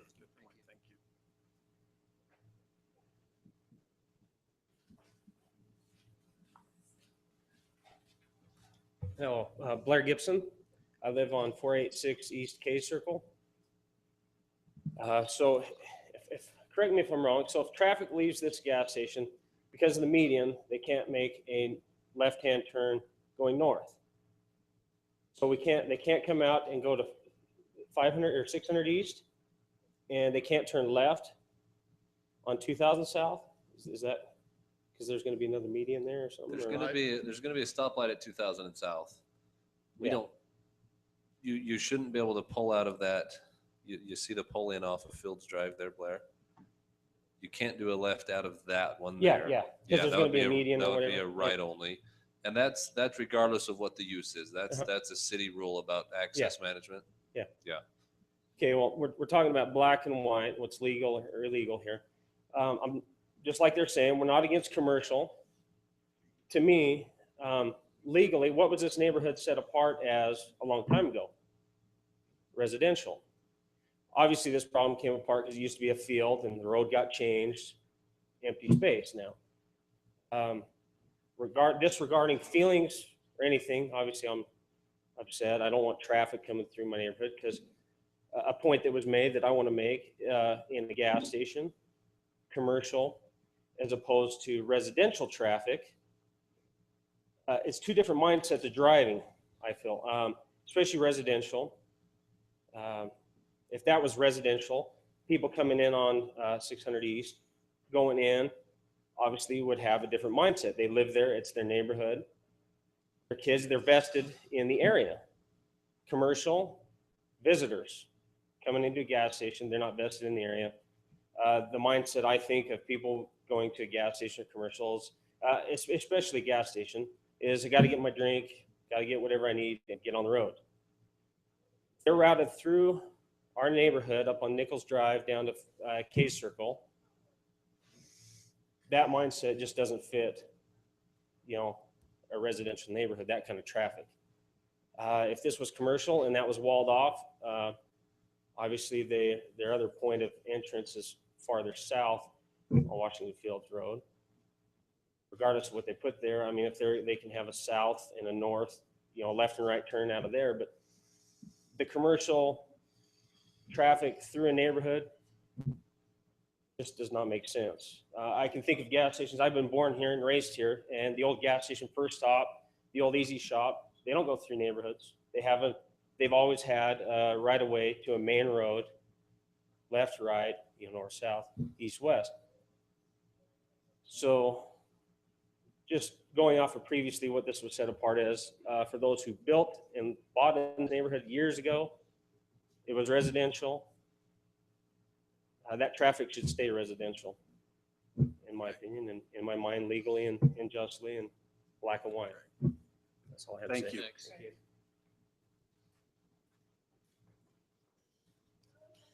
Any other discussion? Come on up.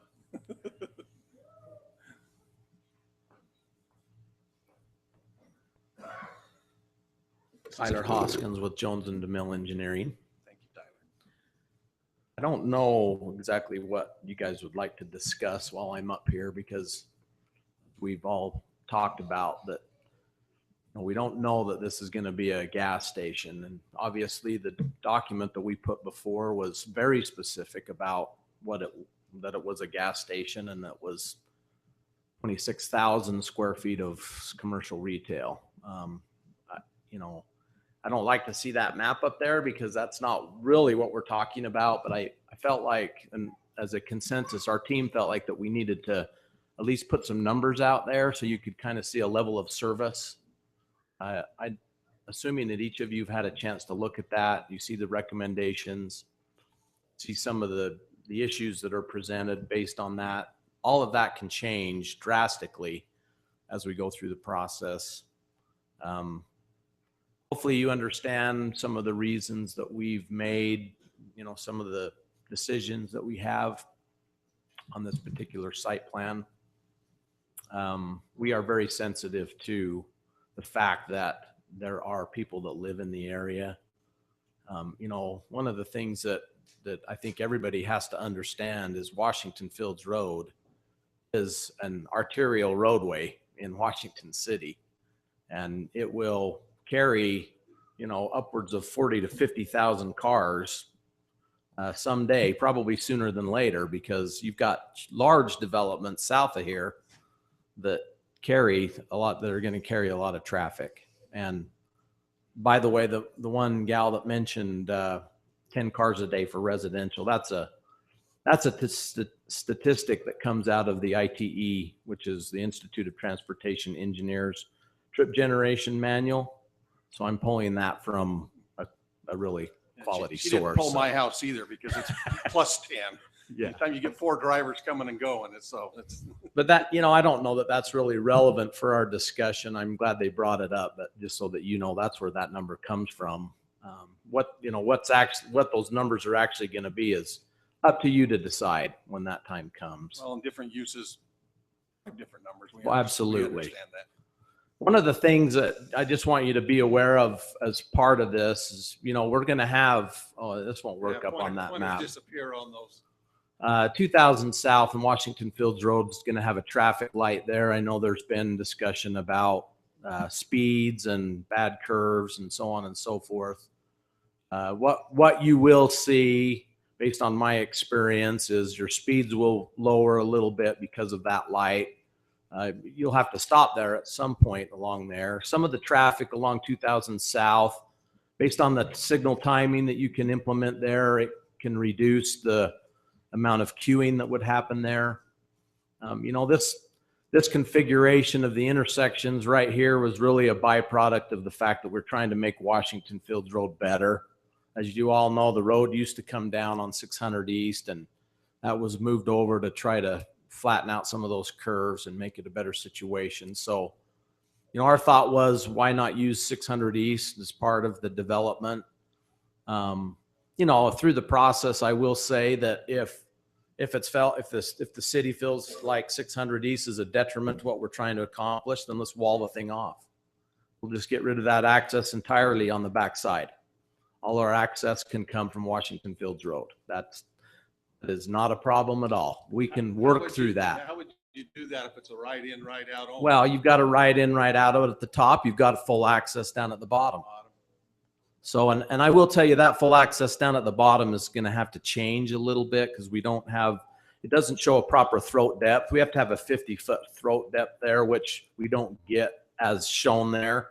So that building will have to be shortened a little bit so we can provide a little bit better aisleway through there. But I guess what I'm saying is there's a lot of things that can happen between now and when there's a building on that ground.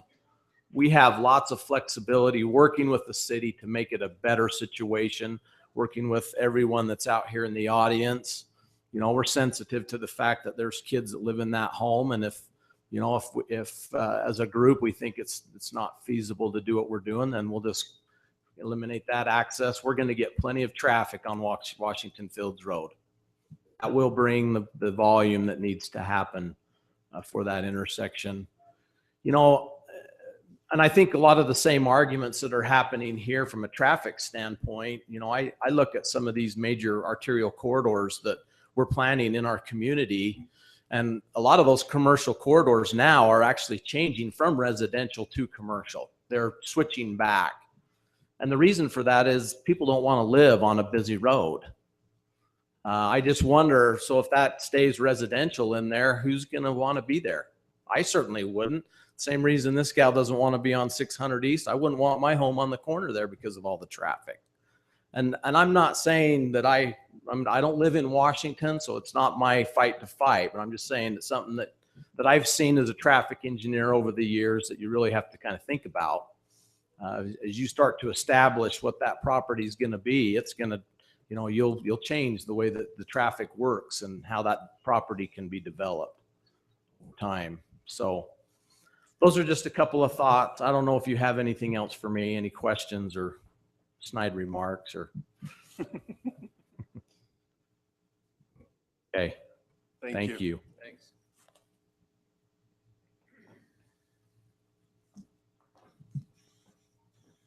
I'll try and make this real quick. My name is Kent A. Beglin. I live in the Nichols Peak area on Case Circle. I just had a couple of technical questions from the Planning Commission meeting. They talked like the distance between Washington Fields Road and 600 East was too short, like 185 feet. The standard was supposed to be 275 feet for traffic flow in and out of 600 East. You're talking the 600 access, the access Right. road coming off. It was mentioned that it's 185 feet. The standard requirement for commercial entry was like 275 feet or somewhere in that number. I'm just asking, if there's 4 or 5 cars lined up on 200 or 2000 South, you're not going to be able to turn right and get any access to that street. And if what he's saying is right, there's going to be 30, 40,000 cars going through there in the near future. It doesn't look like a commercial area to me. It'd be hard to get into, hard to get out of. It'll be bypassed. It'll shut down because nobody will want to hassle with trying to get in and out of that area. I would recommend a bigger commercial area that has access, long access, easy access that would thrive in a commercial area. I don't see that really thriving as a commercial just because of the traffic. If you have 40,000 cars, like he states, going up and down that road, who's going to want to stop and try and pull in or pull out? But maybe the city engineer is here to clarify why that would be considered an access if the distance there is not meet the requirement or the standard. I guess that would be my first question. The other question is, I think a lot of people like to live on that road, and why it would, I counted approximately over 100 houses that actually live on that road currently. And there's exactly one for sale, and it's the house that's on the corner because it's being considered commercial. I think people enjoy living up and down that road. There's rock walls. It's all residential up that road. I don't see any houses for sale other than the one that is because it's considered commercial. To say that people don't want to live there, I drove around it this afternoon. I found exactly one house for sale up and down that busy road that he's talking about that nobody wants to live on. So the argument, it's a good spot for commercial. A commercial developer in his right mind would not really buy that piece. It's too small. He would be looking across the street at the 40 acres versus the 3.5 acres that's kind of compressed into limited access and problems with the residential. So I would just like you to consider, in my mind, a commercial area would have a buffer between the residential, maybe 20 acres, 10 acres with some kind of buffer between the residential and the buildings. This to me looks like a nightmare trying to get in and out of if growth continues the way it is. But anyway, I appreciate your time. Thank you. Any other discussion? Bring us something we haven't heard. I'm Jill Fulmer, and I never get up in front of people, and I'm scared to death. But we just came to help our son get his citizenship in the community. So we live in Desert Meadows, and thought this would be a good opportunity for him. But I agree with the traffic and things that have been said tonight. But one thing that my husband and I were talking about today is the businesses that come in. If everyone around the business that may go in isn't being supported by the neighborhoods, then how effective is their business going to be? Because none of us, it sounds like, would go. And then you think of the situation now, like if we need bread or milk or whatever, how many times do we go past the gas station to go to Walmart? And then in the past, well, if you think now with the grocery stores going in, it kind of divides up Washington Fields to where there's a small area that would go to the commercial spot right there. I know south, it sounds like you guys have that planned in maybe a better location, but I think with the Mavericks and the grocery stores coming in, I think that most people would still continue to or go to those places. So thank you. Thank you. Plan is just less controversial because there's no houses there yet. Which is why you plan it out that way. Well, I found that interesting that some said just a mile down the street is a great place. And I happen to know that neighborhood, when St. George asked for those, that neighborhood said it wasn't such a great place. So it's that famous not in my backyard thing. Everybody thinks down the road's a great place to have it. So anyway.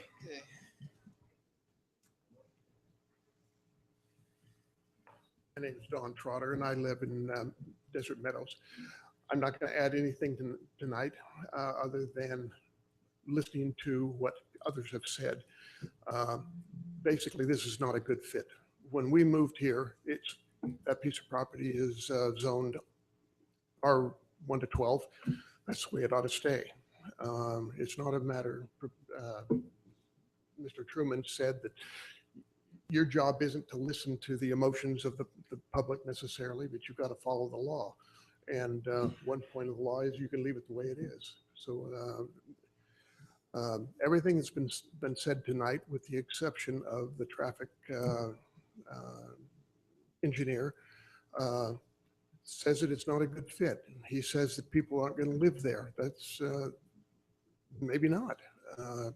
But I think it's incorrect. They'll put up a wall just like they have in Desert Meadows and all the rest of them. And the residential entry will come in on 600 East and people will buy those homes without question. I don't think it needs to be designated commercial. And if it is going to change the quality of life that we enjoy in Washington Fields. There's no question about that. As soon as you change that piece of property to commercial, the 40 acres across the street could be prime property for 40 acres of commercial. There's no question about it. And that's not the reason we live in Washington Fields. Yes, everybody's been saying, yeah, go down a mile down the road. Well, that's true. When Staley, if Staley ever decides to sell some of his property, there aren't residential homes in those fields out there. So that could be designated commercial, and that would be fine because nobody's living there right now. And you're not changing what they are living with right now. To change this to commercial would be changing our quality of life. He's also said that not necessarily is that going to be a gas station. That's true. I understand that. But somebody drew this map and somebody thinks that a gas station on that piece of property is a good idea. Maybe it's not going to be, but somebody thought it was because that's the reason they drew it the way they did. Thank you. Thank you. Anybody else? There's no further public comment. I'll make a motion. We close the public session. We have a motion by Councilman Truman to close the public hearing. Do I have a second? Second. Second by Councilman Segmiller. Nice and I. Truman, aye. Staley, aye. Segmiller, aye. Turek, aye. Item D, consideration to approve an ordinance adopting zone change request Z-14-01 to change the present zone from R112 to C1 zone. Mayor Pro Tem, I'd just like to say a few words. I really appreciate all the residences. They've been as proactive about their neighborhood and their community as any area we have in the city. And anytime there's an issue there, they come and they share their feelings and they do it respectfully. And so I really appreciate that. I'm the old cowboy that wishes nobody lived in the fields and it was still what it used to be, which is fields. And anymore, there's only a few of those left. And I hope that we can retain some of those somehow. My feeling on this piece is that the zone change on the parcel behind it that used to be also commercial has changed the nature of whether this has changed the conversation of whether this should be general plan commercial. And that zone change that went through since the last general plan is probably the most persuasive on my decision on what should happen here. Thank you. Any other discussion? Yeah, I think with that prior zone change, then it came back in, it got changed back to residential after the zone change because whenever everybody sees it differently, I've always seen it as not being a fit. You know, when the master plan got redesignated, we picked that little area for potential commercial. I didn't think it was a fit then. I don't think it's a fit now. I think it's a little island in the middle of residential. It's just not consistent. Yeah, I can't remember how big it was. It 5 acres, 6 acres, maybe during the general plan phase. It was I think about about double this size, maybe and a then little we more than that. carved 3 of those acres off to residential about a year ago. Yeah. And so it's even a smaller island now. It's a smaller island now, and if it were, to me, the planning is let's get the commercial plan before the people move into it, so that it's there and done. You know, you talk about vesting rights. These people who've lived there for 18, 20 years, they vested to saying this is residential, this is agricultural. So my view is that it needs to stay the residential character, and if need be, we need to amend our general plan again to think about that. But notice that this is not commercial. Any other discussion? Yeah, and I would just point out as well for the record that the discussion tonight is about a zone change from R112 to community commercial. I know that the developer has brought the, you know, the intended use into the conversation as well. So, but I want to be clear for the record that this discussion, at least my analyzing of this, is based on the zone change. Two main points that I have is had a chance to look at the traffic study, which says that it passes. And while that is true, I'm more concerned with what I see as the traffic patterns in that area. A traffic study can say yes, that the amount of traffic doesn't overload the roads, but what I see as the potential traffic patterns for a commercial piece on that are just a concern for me. My second point is that the general plan is just that. It's a general plan. It hasn't been solidified the way that zoning and plating and those things solidify more and more and more. So as a general plan, the way that this area is developing leads me to believe that a commercial zone is not in the best interest of the community as a whole. So based on those 2 points, I haven't changed my opinion from the last time that this exact piece came before, and I am in favor of voting against the zone change. Any other discussion from council? Seeing none, I'll look to a motion. I'll make a motion that we deny an ordinance adopting zone change request Z-14-01 to change present zone from R-1-12 to C-1 zone based on all the factors we've talked about here. I don't believe it is conducive to the health, safety, and welfare of the area. I don't think it improves the morals, and peace, and good order of the neighborhood. I don't think it adds to the aesthetics of the community there in the neighborhood. I think there's safety issues that have been brought up that are legitimate. I think there's issue with property values as a result of it. So based on that, I would say we deny the request. We have a motion from Councilman Truman for denial. I'll second it. Second by Councilman Nyson. Nice, nine.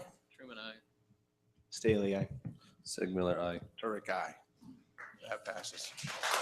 Daisy, so we appreciate your input. We appreciate you coming here and participating with us, and just make sure that we are in a public meeting and we maintain that order. With that, I Mr. would Mayor just Pro say, Tem. don't forget, you're probably living at our busiest intersection. And I mean, the traffic today is so much more than it was 10 years ago. There's only so much we can do. And if it's Well, going to be busy. I think that the council's given some direction to our zoning and planning to look at changing it, re-looking at our general plan, and I think that's only fair to developers and property owners that are looking to buy properties and some of those And I things. think this reinforces the necessity that when there are discussions about plan amendments, that's the time, general plan, that's the time to participate, to be there, talk about how you want to see your neighborhood, how to make it grow. That helps avoid some issues down the road. The other thing that I heard from the citizens is they all agree there's commercial needed. Yeah. And to me, that means maybe the conversation is about the 40-acre piece across the road. And those conversations need to be had. If you all believe commercial is needed, we need to figure out where it should go. And if we don't, we're going to continue experiencing what our other citizens have experienced, which is neighboring cities won't have to listen to you anymore. And I would they'll put it wherever they want. And I sure would like to be able to have your citizen representatives be able to talk about it as opposed to somebody else's. Well, as we're talking about planning and long-term growth, a mile down the road, there is plenty of general plan commercial area. So it hasn't come forth for a zone change yet, but underneath the existing uses, that's general plan for commercial use in those areas that are pocket uses, larger pockets, and probably more ahead of any residential areas or adjacent to higher density residential areas. I'd just like to add too, that I was at the planning commission discussion and I was quite surprised that they passed this. Well, we appreciate our scout here tonight. It's always great to have those scouts come and be involved, and look forward to about 10 or 15 years when you're sitting up here. So Yeah, he's probably qualified for the planning commission. awesome. All righty. With that, we'll move on to our next item, which is report of officers from assigned committees. Anything anything to report from our committees? I made my report last night about the, This may, citizens, this may be of interest to you. I made my report last night about my service in the city's spot on the Waste District Board. The meeting for that, the special meeting that'll be held to consider recycling will happen this week. And it's most likely that a countywide recycling program will be proposed and voted upon, and that there will most likely be an opt-out provision, so it's not mandatory. Based on the You may share council's with that some of the feedback. options that are on the table, Yeah, Councilman. based on the council's feedback, I intend to represent Washington's position in favor of an opt-out. There's a couple of proposals. One is a mandatory for everybody. That would come at about a $2.75 monthly charge. This is, you'd get a bin, you'd get a rollout can like you do your trash, but it would be for recycling. There's also the opt-out, which is, it's a mandatory unless you choose to opt out, and you would have an opt-out period. The opt-out prices depend on how many people choose to stay in. If not very many stay in, the prices go up. If we get enough people staying in, the prices get pretty reasonable compared to mandatory. And so that's part of the just the risk that we take there, is depending on how many people choose to participate will determine your monthly price. But if we get about 50%, it'll be about $1.20 more, around $3.80, $3.90 a month to participate there. This council has expressed that while they support recycling, they're not a big fan of making it be mandatory upon everyone. They want to give people the right to maybe choose not to recycle if that's their wish. And so that's what I'll represent at the meeting. Thank you. Any other discussion? All right. I just thought you may like to hear what was happening with recycling, and you're seeing that in the news, and that is coming countywide. And so that is a discussion we had as a council, that we would support an opt-out process for our citizens, that they would have the choice to stay in or stay out, be a part of that. So great. We'll move on to the city manager report. Just a couple of items that maybe those out in the field would have an interest in is, some may have noticed the work a little bit that's going on with 3090 South. That, of course, is our stormwater project, and that will begin on February 17th. Well, started on February 17th. I don't remember what day on that anymore. And then we have also our 3650, the next road down. That project is in design. We're acquiring right away and anticipating advertising for those bids and this is stormwater also in April. The 2000 South signal, that's come up tonight. That will advertise for bids March 2nd with a bid opening on March 17th for that light to then begin the project being installed. Southern Parkway, many people may not know this, but the Southern Parkway Phase 3B, that's the Warner Valley connection over to Washington Dam Road, currently is under construction and is anticipated to be completed in November. That'll finish the link. That'll finish the link, yep. So they can bypass this completely. The drag racers have been disappointed. It's not quite a long enough course yet, so that'll help them. I'll mention also Merrill Road. It is master plan that Merrill Road will be extended.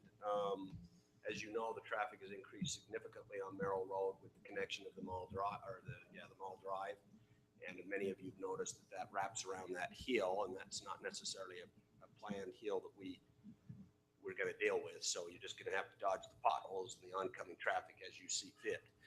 Merrill Road will ultimately come through and drop down and tie in with Lost Ridge Drive, but that's still a ways out. So be careful going around that road for the next little while, because it'll continue to be congested, I'm sure, but that's still a couple years out because of funding and other things, but that's how that'll attach. I think we've spent plenty of time on power issues. We plan to spend plenty of time on parks issues. So unless the council has questions, I think those are my updates for tonight. Any discussion for the mayor? Hearing none, we'll look for a motion to adjourn. I'll make a motion to adjourn. By Councilman Truman, Second it. second by Councilman Nyson. Nice and aye. Truman, aye. Staley, aye. Sig Miller, aye. Turek, aye. We stand adjourned.